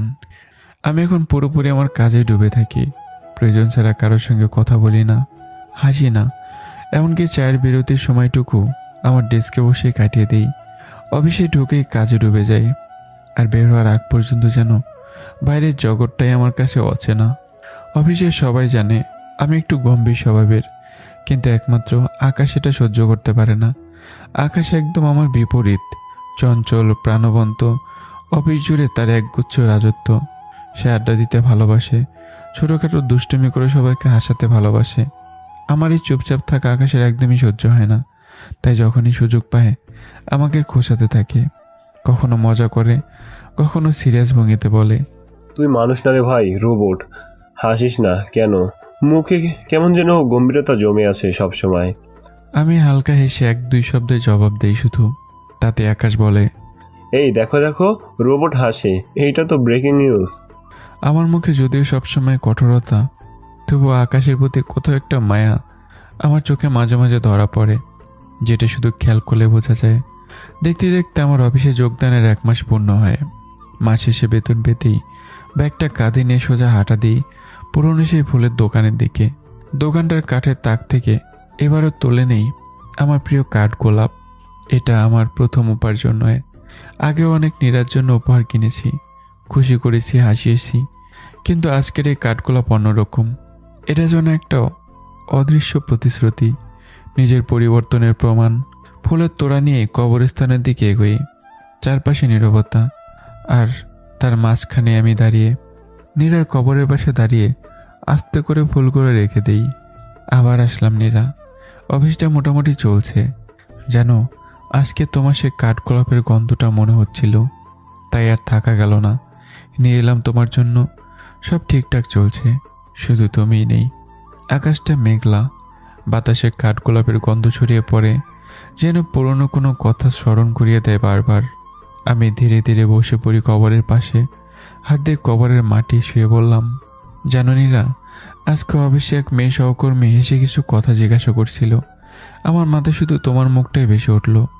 আমি কেমন কেঁপে গেলাম। তুমি ছাড়া অন্য কারো চোখে তাকাতেও পারি না এখনও নীরা। তারপর এক টুকরো চিঠি বের করে পড়ি। সেই চিঠিটা নীরা আমাকে দিয়েছিল এক জন্মদিনে। কাগজটা পুরনো, ভাজা ভাজের সময় জমে আছে। আমি কাঁপা কাঁপা গলায় পড়ি। তুমি লিখেছিলে, যেদিন আমি থাকবো না সেদিন তুমি এই চিঠিটা খুলে আমাকে অনুভব করবে। তুমি জানো, আমি প্রতিদিন এই চিঠিটা পড়ি। তুমি যদি না যেতে আমার জীবনটা অন্যরকম হতো নীরা। এখন শুধু বেঁচে থাকি তোমার জন্য, তোমার নামে, তোমার স্মৃতির ছায়ায়। হাওয়ায় কাঠগোলাপের পাপড়িগুলো ওড়ে গিয়ে কবরে ছড়িয়ে পড়ে। আমি তাকিয়ে থাকি পাপড়িগুলোর দিকে, যেন এগুলোই এখন নীরার ছোঁয়া। চোখের কোণা দিয়ে এক অশ্রু গড়িয়ে পড়ে কবরের মাটিতে। তুই ঘুমাস ভালো করে, আমি তো স্বপ্ন পাহারা দিচ্ছি এখনো, প্রতিদিন প্রতি রাত, সারা জীবন। পরদিন সকালে অফিসে যাওয়ার আগে ঘুম ভাঙতেই আমি মোবাইলটা হাতে নিই। স্ক্রিনে ভেসে ওঠে এক অচেনা নাম্বার থেকে মেসেজ। হ্যালো মিস্টার বিজিম্যান, আজ 20-22 দিন হয়ে গেল আপনাকে দেখা যায় না। ছাদে যাওয়ার সময় হয় না বুঝি? জানেন, এই ছাদটাই এক সময় আপনার আশ্রয় ছিল, এখন কি সেই ছাদকেও অবহেলা করছেন? মেসেজটা পড়ে আমার কপালে ভাঁজ পড়ে। আমি ঠিকই বুঝে ফেলি এই বার্তাটা নীরা পাঠিয়েছে। আমি মোবাইলটা হাতে ধরে রাখি কিছুক্ষণ, জানালার পাশে গিয়ে দাঁড়াই। সকালের আলো ছড়িয়ে পড়ছে চারদিকে, কিন্তু আমার ভেতরটা আলোহীন। নিজের মনে বলি, মেয়েটা কি চায় সেটা আমার বুঝতে বাকি নেই। এভাবে আর টানাপোড়াতে চলতে দেওয়া যায় না। ইরার প্রতি সহানুভূতি থাকলেও আমার মনে এখন একটাই ছায়া, সেটা হচ্ছে আমার নীরা। তাই সিদ্ধান্ত নেই ওনাকে সব বলা দরকার। উনি যা ভাবছে সেটা সম্ভব নয়। এই হৃদয়ের জায়গায় কেউ আগেই পূর্ণ করে গেছে চিরতরে। অফিস শেষে বাসায় ফিরেই আমি ইরাকে কল দিয়ে বলি, কালকে বিকেলে একটু ছাদে এসেন, আপনার সাথে কথা ছিল। পরদিন বিকেল আমি ছাদে গিয়ে দেখি এরা আগে থেকে বসে আছে। আমি আস্তে করে গিয়ে ইরার পাশে বসলাম। কেমন আছেন? হঠাৎ কণ্ঠ শুনে চমকে ওঠে এরা। সে কিছুটা অবাক হয়েও হাসে। আরে আপনি, অনেকদিন পর দেখছি, একেবারে উদাও হয়ে গেলেন যে। আমি একটু হেসে মাথা নিচু করে বললাম, আসলে ইচ্ছে করে দৌড়েছিলাম। আপনার কিছু কথা, কিছু আচরণ বুঝতে চেষ্টা করছিলাম। ইরার মুখের হাসি নিমেষেই মিলিয়ে যায়। সে চুপ করে থাকে। আপনার সাথে কথা ছিল আমার, সময় হবে আজকে? কাহিনীটা একটু লম্বাই। আমি ইরাকে কিছু বলতে না দিই আবারও বলতে শুরু করি। আমি বিবাহিত, আমার 3 বছরের সংসার। যদিও সে আমার পাশে ছিল 1 বছর আর আমার বুকে 6 বছর। পাবলিক ইউনিভার্সিটির ভর্তি পরীক্ষাগুলোর পর যখন বুঝলাম কোথাও চান্স হয়নি, তখন হতাশার বুকে কষ্ট ভেঙে যাচ্ছিল। তবে থেমে থাকলে তো চলবে না। দেশের স্বনামধন্য এক প্রাইভেট ইউনিভার্সিটিতে ভর্তি হয়ে গেলাম। Subject CSE, computer science. প্রথম দিন ভার্সিটিতে পা রাখলাম বেশ উত্তেজনা আর টেনশন নিয়ে। নতুন জায়গা, নতুন মানুষ, নতুন শুরু। কিন্তু যেটা ভাবিনি সেটাই হলো। আমি সিএসইতে ভর্তি হলেও আইডি কার্ডের সাবজেক্টের লেখা বাংলা। তখন পর্যন্ত আমি নিজেও খেয়াল করিনি। সব কিছু ঠিকঠাক আছে ভেবে চলে গেছি ক্লাসে। কিন্তু যখন সেকশনের রোল আর আইডি যাচাই হচ্ছিল, তখনই ধরা পড়ে গেল আমার সাবজেক্ট সিএসই না, বরং বাংলা। কিছুক্ষণ নিজের কানকেই বিশ্বাস হচ্ছিল না। Head office, admission sell, department, যেদিকেই যাই সবাই বলে ভুল হয়েছে, ঠিক করে দিচ্ছি। এইভাবে দৌড়াদৌড়ি করতে করতে আমার প্রথম ক্লাসে ঢুকতে 40 মিনিট দেরি হয়ে গেল। ক্লাসে ঢুকে যখনই সবাই তাকালো, আমি শুধু একটা কথাই ভাবছিলাম, এই যদি শুরু হয় তাহলে সামনের দিনগুলো কেমন যাবে। শেষমেশ ক্লাসে ঢুকতেই দেরি। স্যারের মুড এমনিতেই খারাপ। আগে এক ছাত্রের সাথে তর্কাতর্কি হয়েছিল। আমি ঢুকতেই স্যার আগে গজগজ করে উঠলেন, এই যদি হয় প্রথম দিনের ইমপ্রেশন, তাহলে পুরো সেমিস্টার কিভাবে চলবে বুঝতে পারছি। স্যার কথা শেষ করার আগে পুরো ক্লাস এসে ওঠে। আমি মাথা নিচু করে শান্ত গলায় বলি, স্যার, আমি সিএসইতে ভর্তি হলেও ভুলবশত আমার সাবজেক্ট বাংলা হয়ে গেছে। এটা ঠিক করতে করতে দেরি হয়ে গেছে। স্যার ঠান্ডা না হয়ে বরং আরও খেসে উঠে বলেন, সেটা তোমার ব্যর্থতা। তুমি কোন সাবজেক্টে ভর্তি হয়েছো সেটা নিজেই জানো না, যাও এখান থেকে। আমি মাথা নিচু করে বেরিয়ে আসলাম ক্লাস থেকে। মনটা খুব খারাপ হয়ে গেল। বাসায় ফিরে দেখি নতুন ব্যাচের গ্রুপে আমি আলোচনার কেন্দ্রবিন্দু। এক মেয়ে লিখছে, ছেলেটার মুখ দেখলে হাসি চাপা যাচ্ছিল না যখন স্যার বকা দিচ্ছিল। আমি একটু কষ্ট পেয়ে উত্তর দিলাম, আপনি হলে এই অবস্থায় এসে দিতে পারতেন। এটা আমার দোষ না, ডিপার্টমেন্টের ভুল। আরও অনেক কিছুই বলতে চাইলাম, কিন্তু থেমে গেলাম। দেখলাম মেসেজ সিন করে মেয়েটা চুপ। অন্যেরাও কোনো কিছু বলল না। ওরা হয়তো জানেই না আমি এই গ্রুপেই ছিলাম শুরু থেকেই। পরদিন ক্লাসে গিয়ে টের পেলাম সবাই যেন একটু দূরে সরে যাচ্ছে। কেউ কথা বলতে চাচ্ছে না। একা অপরিচিত এক পরিবেশ, নিজেকে অনেক বেশি অচেনা লাগছিল। আমি একবারই 2-1জনের সঙ্গে কথা বলার চেষ্টা করলাম, কিন্তু তারা শুধু হেসেই এক একটা কথা বলেই চোখ ফিরিয়ে নিল। কেউ যেন ইচ্ছে করে এড়িয়ে যাচ্ছে। বুঝতে পারলাম না কেমন করে ফেললাম আমি। আমার পাশে একজন ছেলে বসে, কিন্তু সে পেছনের বন্ধুর সঙ্গে কথায় ব্যস্ত। আমি মোবাইল বের করে মেসেঞ্জার চেক করছিলাম কেউ লিখেছে কিনা দেখে নিচ্ছিলাম। হঠাৎ স্যার ক্লাসে ঢুকলো। ক্লাস শুরু হলো। মিনিট 5 পর দরজার পাশে দাঁড়িয়ে থাকা একটা মেয়ে বলল, স্যার আসতে পারি? আর স্যারের মুড বুঝি ভালো।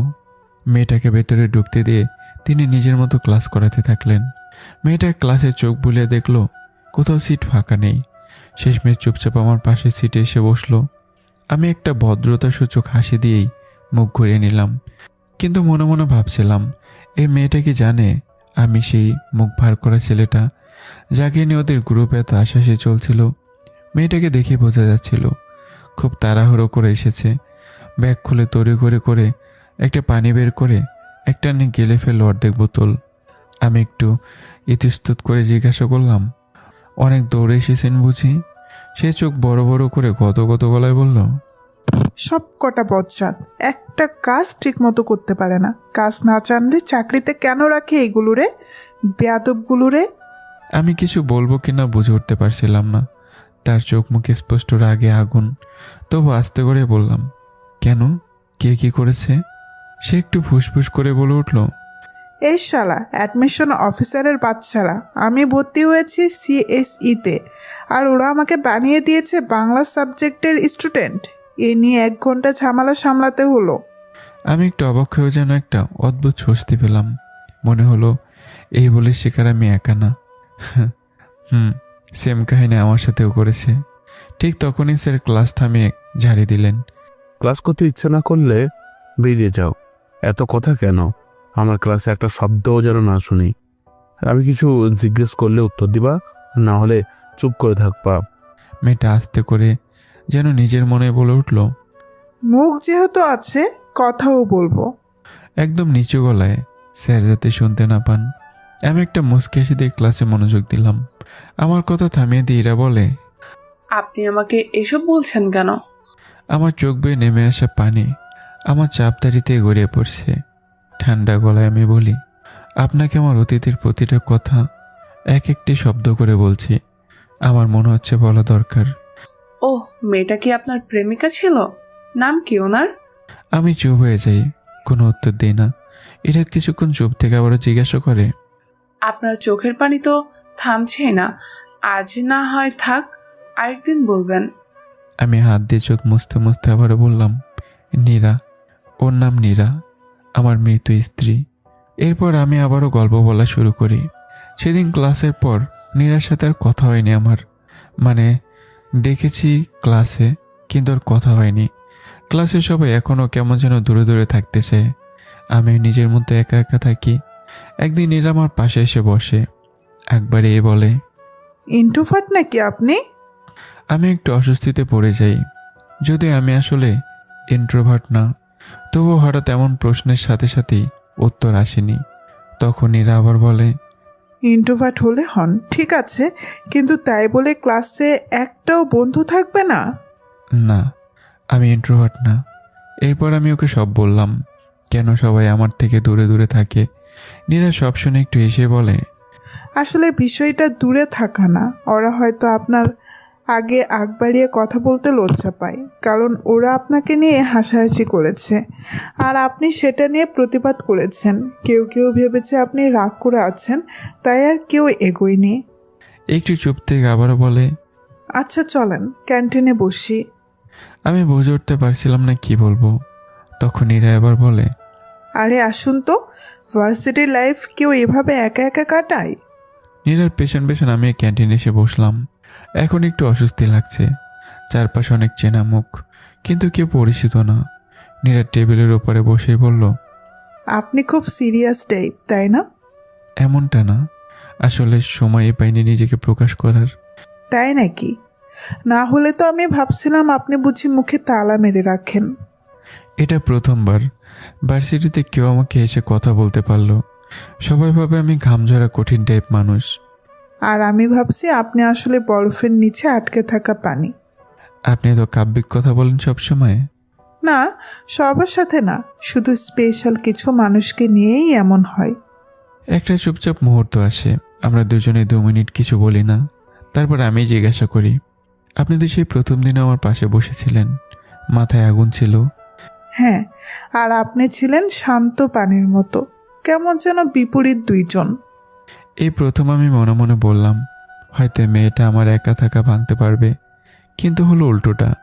জানি না কীভাবে আমি বাকি সবার প্রিয় হয়ে উঠলাম, আর নীরার চোখে পরিণত হলাম সবচেয়ে বড় শত্রুতে।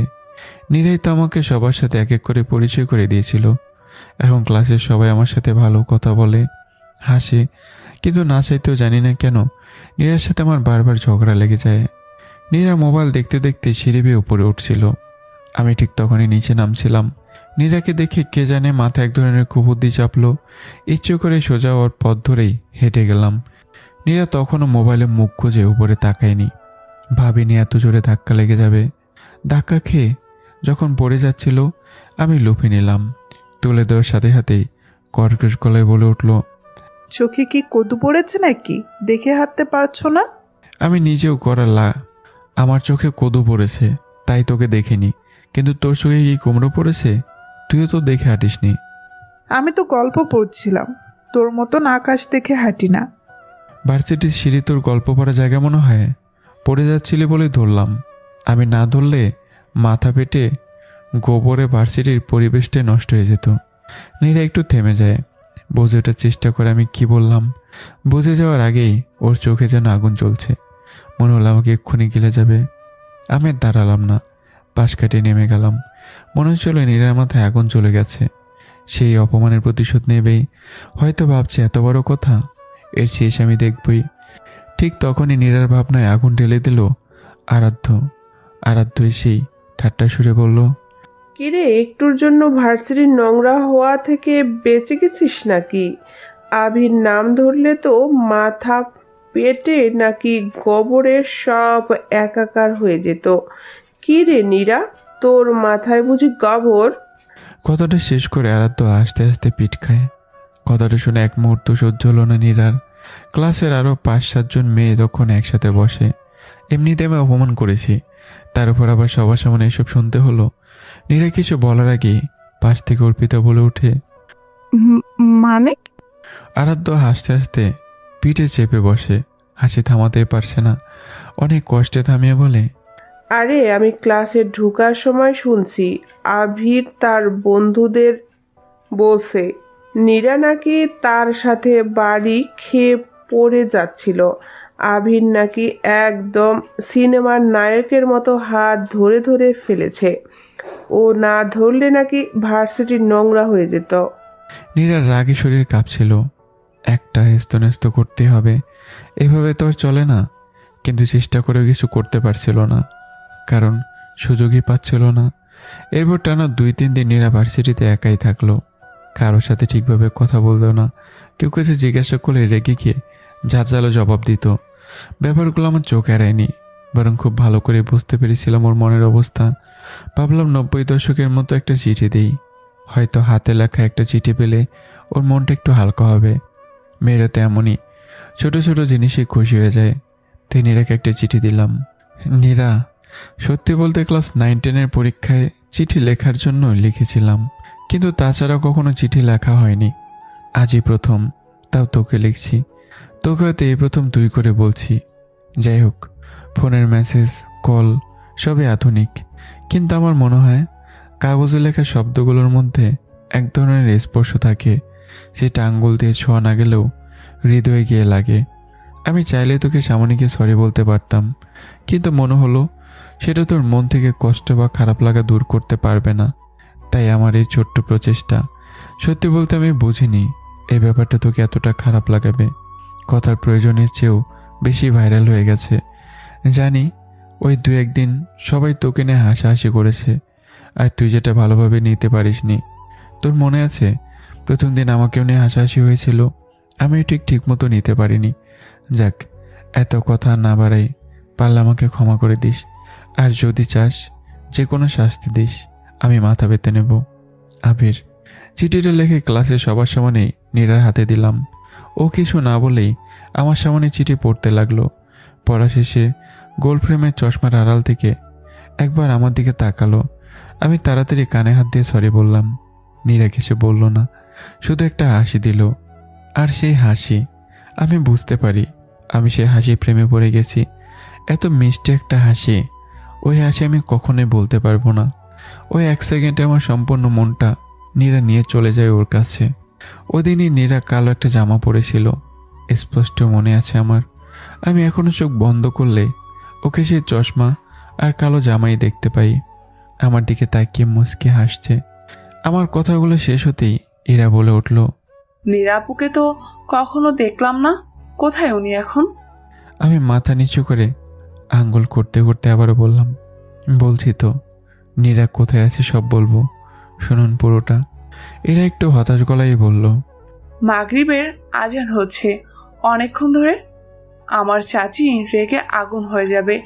এতক্ষণ কোথায় ছিলাম সেটাই তো জবাব দিতে হবে।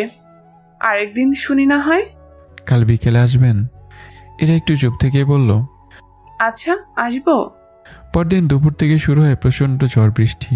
বৈশাখ মাস চলছে, নিঃসন্দেহে একেবারে কালবৈশাখী ঝড়।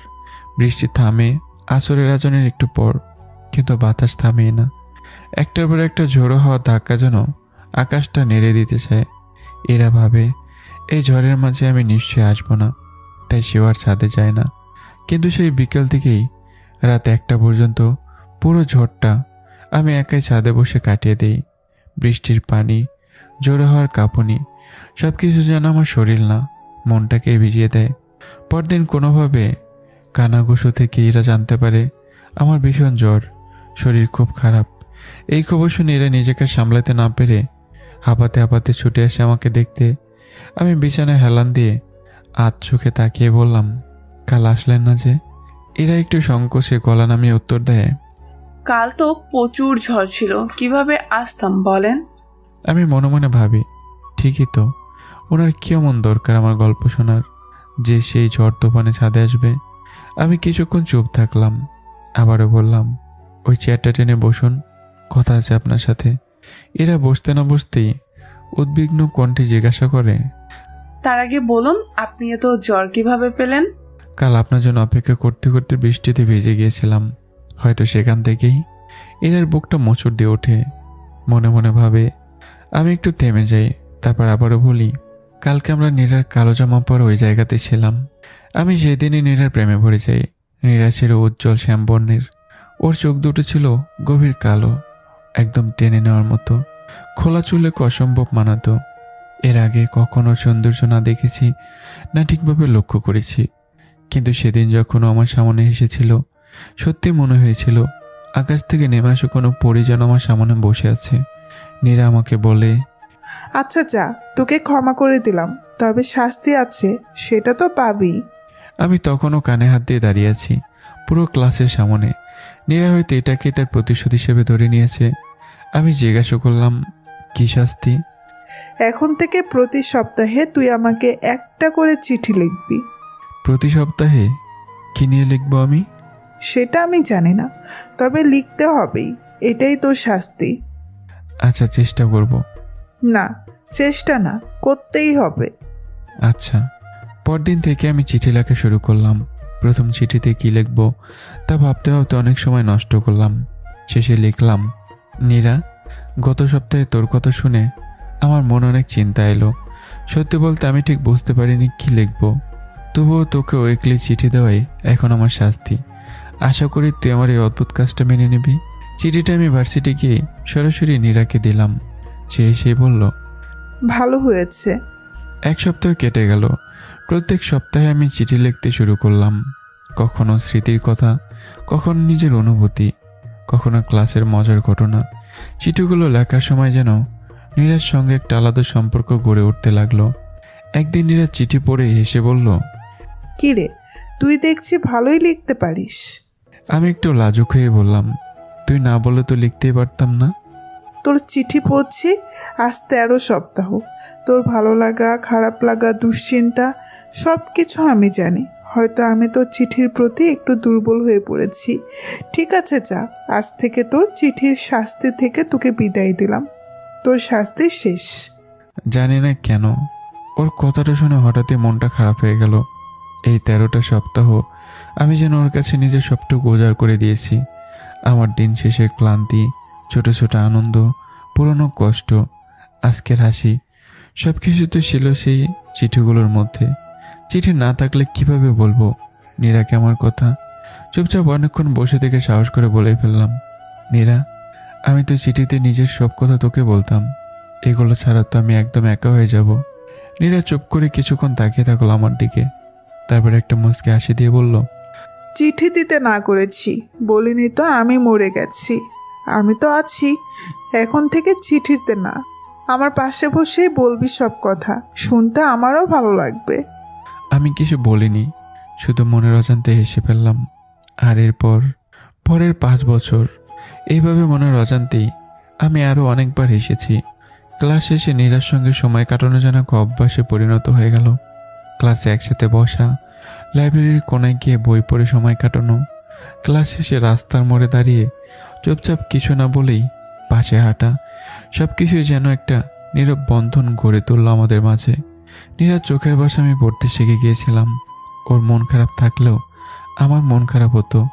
ওর একটা হাসি আমার পুরো দিনের ক্লান্তি দূর করে দিত। একদিন নীরা হঠাৎ করে বলল, আভির, জানিস, আমি তো কখনো ভাবিনি কেউ আমাকে এত কিছু লিখে বলবে, এতটা খোলামেলা হয়ে নিজের অনুভূতি শেয়ার করবে। তুই আলাদা একটা মানুষ, তোর মতো কেউ আগে আসেনি আমার জীবনে। আমার তো মনে হয় তুই ছিলি বলেই আমি এমন হতে পেরেছি। তোকে না পেলে তো আমি এমন কিছু লিখতেই পারতাম না। সে হাসলো, সেই পরিচিত মুচকি হাসি।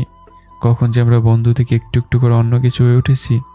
আমি একটু মস্করা করে বলি, সেদিন আমি যদি চিঠি না দিয়ে তোকে সরি বলতাম, তাহলে হয়তো আমার আর তোর বন্ধুত্ব এত দূরে আসতো না। নীরা হঠাৎই চুপ হয়ে যায়, কিছুই বলছে না। একটু পর বলে, আফির, আমার না তোর মুখ থেকে তুমি ডাক শুনতে ভীষণ ইচ্ছে করে। আমি তখন জানতাম নীরা আমাকে পছন্দ করে, সেও জানতো আমি তাকে পছন্দ করি, তবে কেউ কাউকে বলিনি। আমি আশা করিনি নীরা এইভাবে আমাকে তুমি করে বলতে বলবে। আমি জানতাম, তবুও নীরার মুখ থেকে শুনতে চেয়েছিলাম, তাই জিজ্ঞাসা করলাম, তুই কেন আমাকে তুমি বলবি বলতো? হ্যাঁ, যদি শুরু থেকে বলতিস তাহলে একটা কথা ছিল। নীরা কিছুক্ষণ চুপ করেই রইল, তারপর ধীরে ধীরে বলল, আফির, তোর সব কিছুই আমার ভালো লাগে, তোর হাঁটা, তোর কথা, তোর হাসি, তোর চোখ, তোর ব্যবহার, সব। যখন তুই তোর চিঠিতে নিজের সব কিছু আমার সঙ্গে শেয়ার করতিস তখন থেকেই। একটু থেমে আবার বলে, আমি অর্পিতা আর আরাধ্যের মতো ফর্সা না, পারফেক্ট না, তোর আমাকে ভালো নাও লাগতে পারে। আমি শুধু আমার মনের কথাটা তোকে বলেছি। সত্যি বলতে তোকে ভালো লাগা শুরু হয়েছে তোর সেই চিঠি থেকেই। আমি তো ব্যাপারটা আগেই জানতাম, আর আমিও নীরাকে পছন্দ করতাম। কিন্তু যদি সব কিছু তো সহজেই মিলে যেত, তাহলে হয়তো তার মূল্য থাকতো না। তাই একটা প্ল্যান করি মনে মনে, কোনো কথা না বলেই নীরা সামন থেকে সরে যাই। নীরা ভেবেছিল আমি ওকে পছন্দ করি না, তাই চলে গেছি। অভিমানে বা মনের কষ্টে মেয়েটা না 13 দিন ভার্সিটিতে আসেনি। আমি তার বান্ধবীদের দিয়ে প্রায় প্রতিদিনই খবর নিতাম ও আসবে কিনা, কিন্তু আসতো না। শেষমেশ ভার্সিটির এক গুরুত্বপূর্ণ অনুষ্ঠানের কথা বলে, যেখানে না গেলে 5% অ্যাটেন্ডেন্স কাটা যাবে, এমন একটা মিথ্যা ওর কানে পৌঁছায়। আর সেই মিথ্যায় ওকে আবার ভার্সিটি ফিরে আনে। আমি ওকে অনেক গ্রেড করে প্রপোজ করব ভেবে রেখেছি। কথাটি শেষ করতেই আমার হঠাৎ কাশি শুরু হলো। 2 মিনিটের মধ্যে একটানা কাশি, কিন্তু কাশি আর ক্লান্ত মুখের আড়ালেও আমার চোখে মুখে এক ধরনের খুশির আভা ছাড়িয়ে পড়েছে। যেন 4-5 বছর আগের সেই প্রপোজ করার মুহূর্তটা আবার চোখের সামনে বেশি উঠেছে নীরার সেই হাসি। এরা আমাকে পানি এগিয়ে দেয়, মুখে হালকা উদ্বেগ নিয়ে বলে, আজকে থাক, আরেকদিন শুনবো। আমি কিছু না বলে ধীরে ধীরে উঠে গিয়ে ড্রয়ার খুলে একটা পুরনো ডায়েরি বের করে আনি। ডায়েরিটার উপর ধুলো জমে আছে, অনেকদিন শোয়া হয়নি বোঝাই যাচ্ছে। ওটা ইরার হাতে দিয়ে বললাম, এই ডায়েরিটাই সব আছে, আপনি চাইলে পড়ে নিতে পারেন। এরা ডায়েরিটা হাতে নিয়ে বাসায় চলে যায়। গিয়ে খুঁজতে থাকি প্রপোজ করার জায়গাটা। খুঁজে পাওয়ার পরে দেখে হলুদ কালারের রং দিয়ে লেখা, এই সেই মুহূর্ত যখন থেকে নীরা একেবারে আমার হয়ে যায়। ডায়েরির বাকি অংশ আপনাদের পড়ে শোনাই। আমি সেদিন ক্লাসে সবার জন্য একটা করে রজনীগন্ধা আর গোলাপ নিয়ে যাই। আমাদের ক্লাসে সেদিন 37 জন ছিল। এই 37 জনই আমার ভালোবাসার সাক্ষী হয়ে থাকলো। আর নিজের জন্য আমি রাখলাম একটা বিশেষ ফুল, কাঠগোলাপ, নীরার প্রিয় ফুলটা। যেটা দিয়ে বানিয়েছিলাম ছোট্ট একটা বুকের। নীরা ক্লাসে ঢুকে দেখে সবার হাতে ফুল। ওর চোখে মুখে বিস্ময়। ও কিছুই বুঝে উঠতে পারছে না কি এমন অনুষ্ঠান হচ্ছে যে সবার হাতে ফুল। একে একে সবার কাছে জানতে চায়, কিন্তু কেউ কিছু বলছে না। চারপাশে যেন এক রহস্য ঘিরে ধরেছে। ঠিক তখন আমি হিরোদের মতো করে ক্লাসরুমের দরজা দিয়ে ঢুকি। ধীরে ধীরে নীরার সামনে গিয়ে হাঁটু গেড়ে বসি। বুকের ভেতর কাঠ গোলাপটা বের করেই ওর দিকে বাড়িয়ে দিয়ে বলি, নীরা, আমি তোমাকে ভালোবাসি। নীরা থ হয়ে যায়, চোখ বড় বড় করে তাকিয়ে থাকে আমার দিকে। মুখে হাত দিয়ে যেন নিজের বিস্ময় লুকাতে চায়। ওর ভাবনায় কোনোদিনও ছিল না যে আমি ওকে এভাবে প্রপোজ করব। ও তো ভেবেছিল সেদিন কিছু না বলে চলে আসার মানে আমি হয়তো ওকে ভালোবাসি না। সবাই হাততালি দিতে দিতে উঠিয়ে ফেলে পুরো ক্লাস। আমি তাড়াতাড়ি উঠে দাঁড়াই, কারণ কোনো স্যার দেখে ফেললে নিশ্চিত কেলেঙ্কারি হয়ে যাবে। নীরার দিকে তাকিয়ে জিজ্ঞাসা করি, কিছু বলছো না যে? নীরা তো চাইতো আমি যেন ওকে তুমি করে বলি। নীরা কিছুক্ষণ চুপ করে থাকে, তারপর চোখের কোণায় একটু ভেজা ভাব নিয়ে বলে, সেদিন কেন না করে দিয়েছিলে? এই 1 সপ্তাহ কেন আমাকে কষ্ট দিলে? তুমি পরদিন ভার্সিটিতে আসলে সেদিনই এগুলো হতো। তোমায় কে বলেছে 1 সপ্তাহ না আসতে? নীরা তখনই বুকেটা আমার হাত থেকে নিয়ে চোখে চোখ রেখে বলে, আমিও তোমাকে ভালোবাসি। তারপরে পুরো ক্লাস ফেটে পড়ে চিৎকার, হাসি, শোরগোল, যেন একটা সিনেমার শেষ দৃশ্য। কিন্তু বাস্তব তো আর সিনেমা নয়। কিছুক্ষণের মধ্যে এক স্যার এসে হাজির। রেগে গিয়ে বলে ওঠেন, এ কি হচ্ছিল এখানে? তোমরা কি কিন্ডার গার্ডেনের ছাত্রছাত্রী যে এইভাবে চিৎকার চেঁচামেচি করছো? সবাই মাথা নিচু করে ফেলি আর মনে মনে ভাবি, হ্যাঁ, হয়তো আমরা বড় হয়েছি, কিন্তু প্রেমটা ঠিক কিন্ডার গার্ডেনের মতোই নিষ্পাপ ছিল। এভাবে কেটে যাচ্ছিল আমাদের দিন। প্রচুর ঝগড়া করতাম আমরা।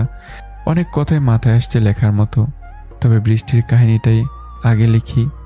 ওই দিন ক্যাম্পাসে প্রচুর বৃষ্টি হচ্ছিল। আমাদের ক্যাম্পাসের লাইব্রেরি আর ক্লাস দুটোই আলাদা বিল্ডিংয়ে।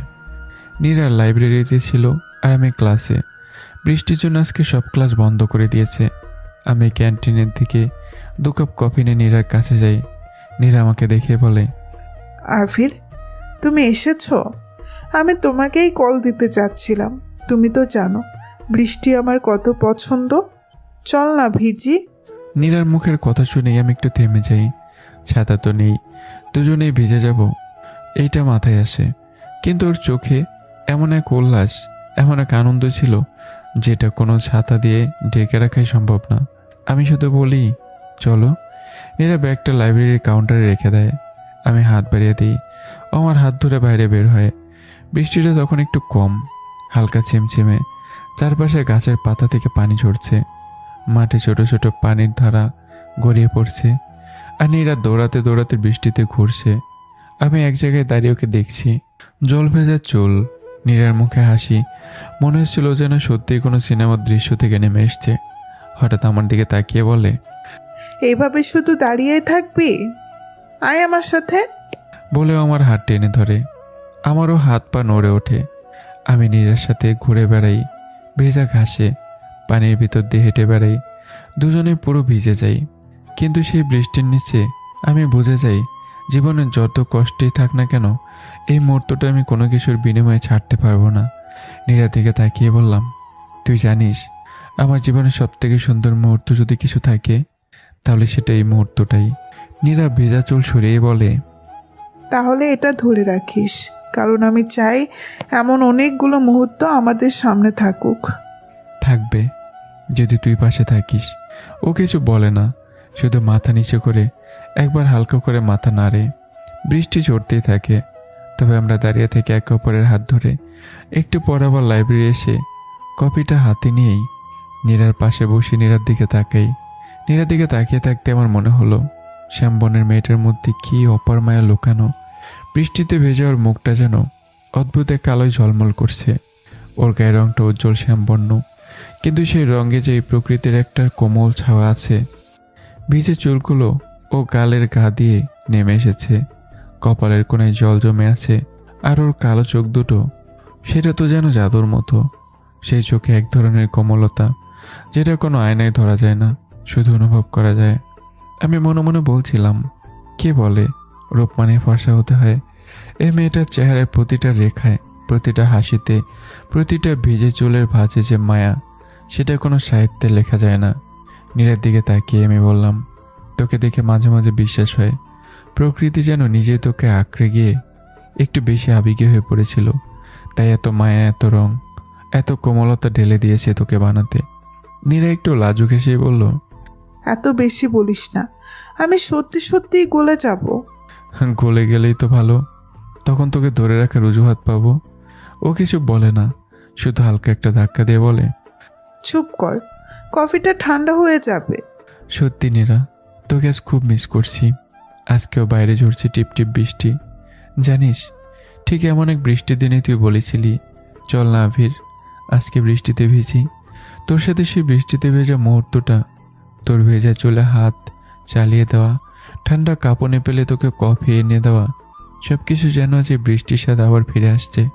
তুই জানিস না, এই শহরের প্রতিটা বৃষ্টি আমাকে শুধু তোকে মনে করে সেই নীরাকে, যে শ্যামবনের চোখে মায়া নিয়ে বলতো, আবির তুই থাকলে সব সহজ মনে হয়। আজকে তুই নেই, তবুও বৃষ্টি আসছে আগের মতোই, শুধু তুই আসিস না। আর কেন গেলি নীরা? তোকে না বলার কত কথা ছিল। আজকের এই বৃষ্টিতে ভিজতে ইচ্ছে করছে, তোর হাতটা ধরে বলার ইচ্ছা করছে, চল নীরা, আবার সেই দিনটা ফিরে আনি। কিন্তু তুই তো নেই, আমি আছি, বৃষ্টি আছে, কেবল তুই নেই। এরা ডায়েরির পাতায় আমার লেখা প্রতিটা শব্দ পড়ে যাচ্ছে চুপচাপ। যত পড়ছে তত যেন কোনো অদৃশ্য টান ওকে টেনে নিয়ে যাচ্ছে আমার আর নীরার অতীতে। হঠাৎ একসময় ওর অজান্তেই চোখের কোণায় জমে থাকা জল টুপ করে গড়িয়ে পড়ে ডায়েরির পাতায়। এরা জানে না কেন, ঠিক কোন জায়গায় এতটা আবেগে ভেসে গেল, কিন্তু সে বুঝতে পারছে এই ভালোবাসা, এই আবেগ, এই অপেক্ষা, এগুলোর 5 জনের মতো নয়। হয়তো এই ভালোবাসা এখনো বেঁচে আছে কোথাও, হয়তো মরে গিয়ে ওরা দুজনের ভেতরে জায়গা করে নিয়েছে চুপচাপ। পরের অংশ পড়ার সাহস আর হলো না এরার। বুকটা ভার হয়ে আসে। ডায়েরিটা আলতো করে বিছানার পাশে রেখে বালিশে মাথা রাখে। চোখ বন্ধ করে ফেললেও আমার প্রতিটা কথা যেন ওর কানে বাজতে থাকে। আর সে বৃষ্টি ভেজা শ্যামবর্ণ মেয়েটার হাসি ও চোখের সামনেই ফুটে ওঠে। একসময় ক্লান্ত হয়ে ঘুমিয়ে পড়ে এরা। ডায়েরির পাতাগুলো খোলা থাকে, বাতাসে আলতো আলতো দুলতে থাকে, ঠিক যেমন নীরার চোলা ফুলগুলো দুলতো আমার মুখের সামনে। পরদিন সকালে উঠে আবারও সে ডায়েরি পড়া শুরু করে। আবারও হলুদ রঙের কলমে লেখা কাঠগোলাপের গল্প। আমি ওই দিন নীরাকে নিয়ে ঘুরতে বের হয়েছিলাম। নীরা হঠাৎ করে বলে উঠল, আমার কাঠগোলাপ লাগবে। এই মাঝ রাস্তায় কাঠগোলাপ কোথায় পাবো বলো তো? নীরা বাচ্চাদের মতো ঠোঁট ফুলিয়ে বলল, তুই পাবি, আমি জানি। সেদিন নীরা আকাশি রঙের একটা সালোয়ার কামিজ পরেছিল। পারফিউম সে ব্যবহার করতো না, পারফিউমের গন্ধ নাকি ওর অ্যালার্জি। তবুও শরীর থেকে এক ধরনের নরম পরিচিত কোমল একটা গন্ধ আসতো, ঠিক যেন কাঠগোলাপের মতনই। যখন ওকে বুকে জড়িয়ে ধরতাম, ঠিক গন্ধটা আমাকে এক অনন্ত শান্তির করে নিয়ে যেত। হাঁটতে হাঁটতে হঠাৎ থেমে বলল, জানিস, এই আকাশি জামাটা যেদিন কিনেছিলাম তখনই ভেবেছিলাম কাঠগোলাপ কানে গুজে তোর পাশে পাশে হাঁটবো। আজ সেই দিন, তুই কি আমার ইচ্ছেটা পূরণ করবি না? আমি চুপ হয়ে যাই, কিছু বলার ভাষা খুঁজে পাই না। চারদিকে খুঁজেও কাঠগোলাপ পাইনি। তবে মনে মনে প্রতিজ্ঞা করছিলাম, এই মেয়েটার কোনো ইচ্ছাই অপূর্ণ রাখবো না, যদিও পাশে পাশে থাকে সবসময়। ওকে বাসার সামনে নামিয়ে দিই। আমি পুরো শহর ঘুরে বেড়াই কাঠগোলাপের খোঁজে। শেষমেশ সন্ধ্যার দিকে একটু পর এক দোকানের কোনায় কিছু শুকনো পাপড়ির মধ্যে একজোড়া টাটকা কাঠগোলাপ খুঁজে পাই। বুকটা কেমন যেন ভরে যায়। নীরাকে মেসেজ করি, নিচে আয় তো, জরুরি কথা আছে। ও নামলো, পরনে কালো সালোয়ার কামিজ। বিকেলে জামাটা কই? ও হালকা হাসে, চোখ নামিয়ে বলে, তুই তো কাঠগোলাপ আনতে পারিসনি, তাই ভাবলাম ইচ্ছে তো পূরণ হলো না। আমি পেছন থেকে কাঠগোলাপ বের করে ওর হাতে দিলাম আর বললাম, যা এখন জামাটা পরে আয়। নীরা একটু চমকে ওঠে, তারপর লজ্জা মেশানো গলায় বলে, না, এখন গেলে আম্মু বকা দেবে। কাল সকালে চৌরাস্তায় দেখা করবি, সকাল 10টা। 1 মিনিট দেরি করলেই কিন্তু জানিস আমি কি করতে পারি। জানি, ওর কি করতে পারি মানেই মুখ ফুলে থাকবে, আমার সাথে 100 কথা বন্ধ করে রাখবে, কিন্তু শেষে এসে বলবে। পরদিন সকালে উঠে দেখি কাঠগোলাপগুলো শুকিয়ে গেছে। হৃদয়ে কেমন ধপ করে নেমে গেল। নীরার মুখ ভেবেই বুকটা মোচড় দিয়ে উঠল। আমি দেরি করিনি, ভোরের হাল কালোতেই ছুটে যাই নতুন কাঠগোলাপ আনতে। ফিরে এসে হাতে একগুচ্ছ টাটকা কাঠগোলাপ, এক একটা যেন আমার আশা। চৌরাস্তায় ঠিক সময়ে হাজির হই। নীরা এসেছিল ঠিক আকাশি রঙে সে জামাটা পরে। যখন আমি ওকে আগের দিনের ফুলগুলো দিই, নুয়ে যাওয়া পাপড়ি দেখে ওর মুখটা এক নিমিষে মলিন হয়ে গেল। তবুও কিছু বলে না, শুধু চুপচাপ একটা কাঠগোলাপ কানে গুঁজে নেয় আর আমার হাতটা ধরে হাঁটা ধরে। কিছুক্ষণ পর আমি যখন ব্যাগ থেকে বের করি টাটকা কাঠগোলাপের গোছা, নীরার মুখে যেন হাসিটা ফুটে ওঠে। সেই হাসি আমি এখনো বলতে পারিনি। ওর চোখে তখন এক ধরনের উচ্ছ্বাস ছিল, যেন একটা ছোট্ট মেয়ে প্রিয় খেলনাটা ফিরে পেয়েছে। আর ওই চোখগুলো এখন আমার চোখের সামনে ভাসে। ওর কালো ঘন কাজল বরণ চোখে যখন আমার দিকে তাকাতো, কেন জানি আমার হার্টবিট বেড়ে যেত। সেই দিনটা আমাদের ছিল একটা দোকান থেকে অন্য দোকানে ঘোরা, রাস্তার পাশে বসে গল্প করা আর মাঝে মধ্যে চোখাচোখি, সব ছিল একেবারে নিখুঁত। এখন এই স্মৃতিগুলো আমাকে কুরে কুরে খায়। নীরার মুখে সেই হাসি, কানে গুজে রাখা কাঠগোলাপ আর আমার পাশে হাঁটা সেই মায়াবী মেয়েটা, সব কিছু যেন একটা বেদনাময় স্বপ্ন হয়ে দাঁড়িয়ে থাকে চোখের সামনে।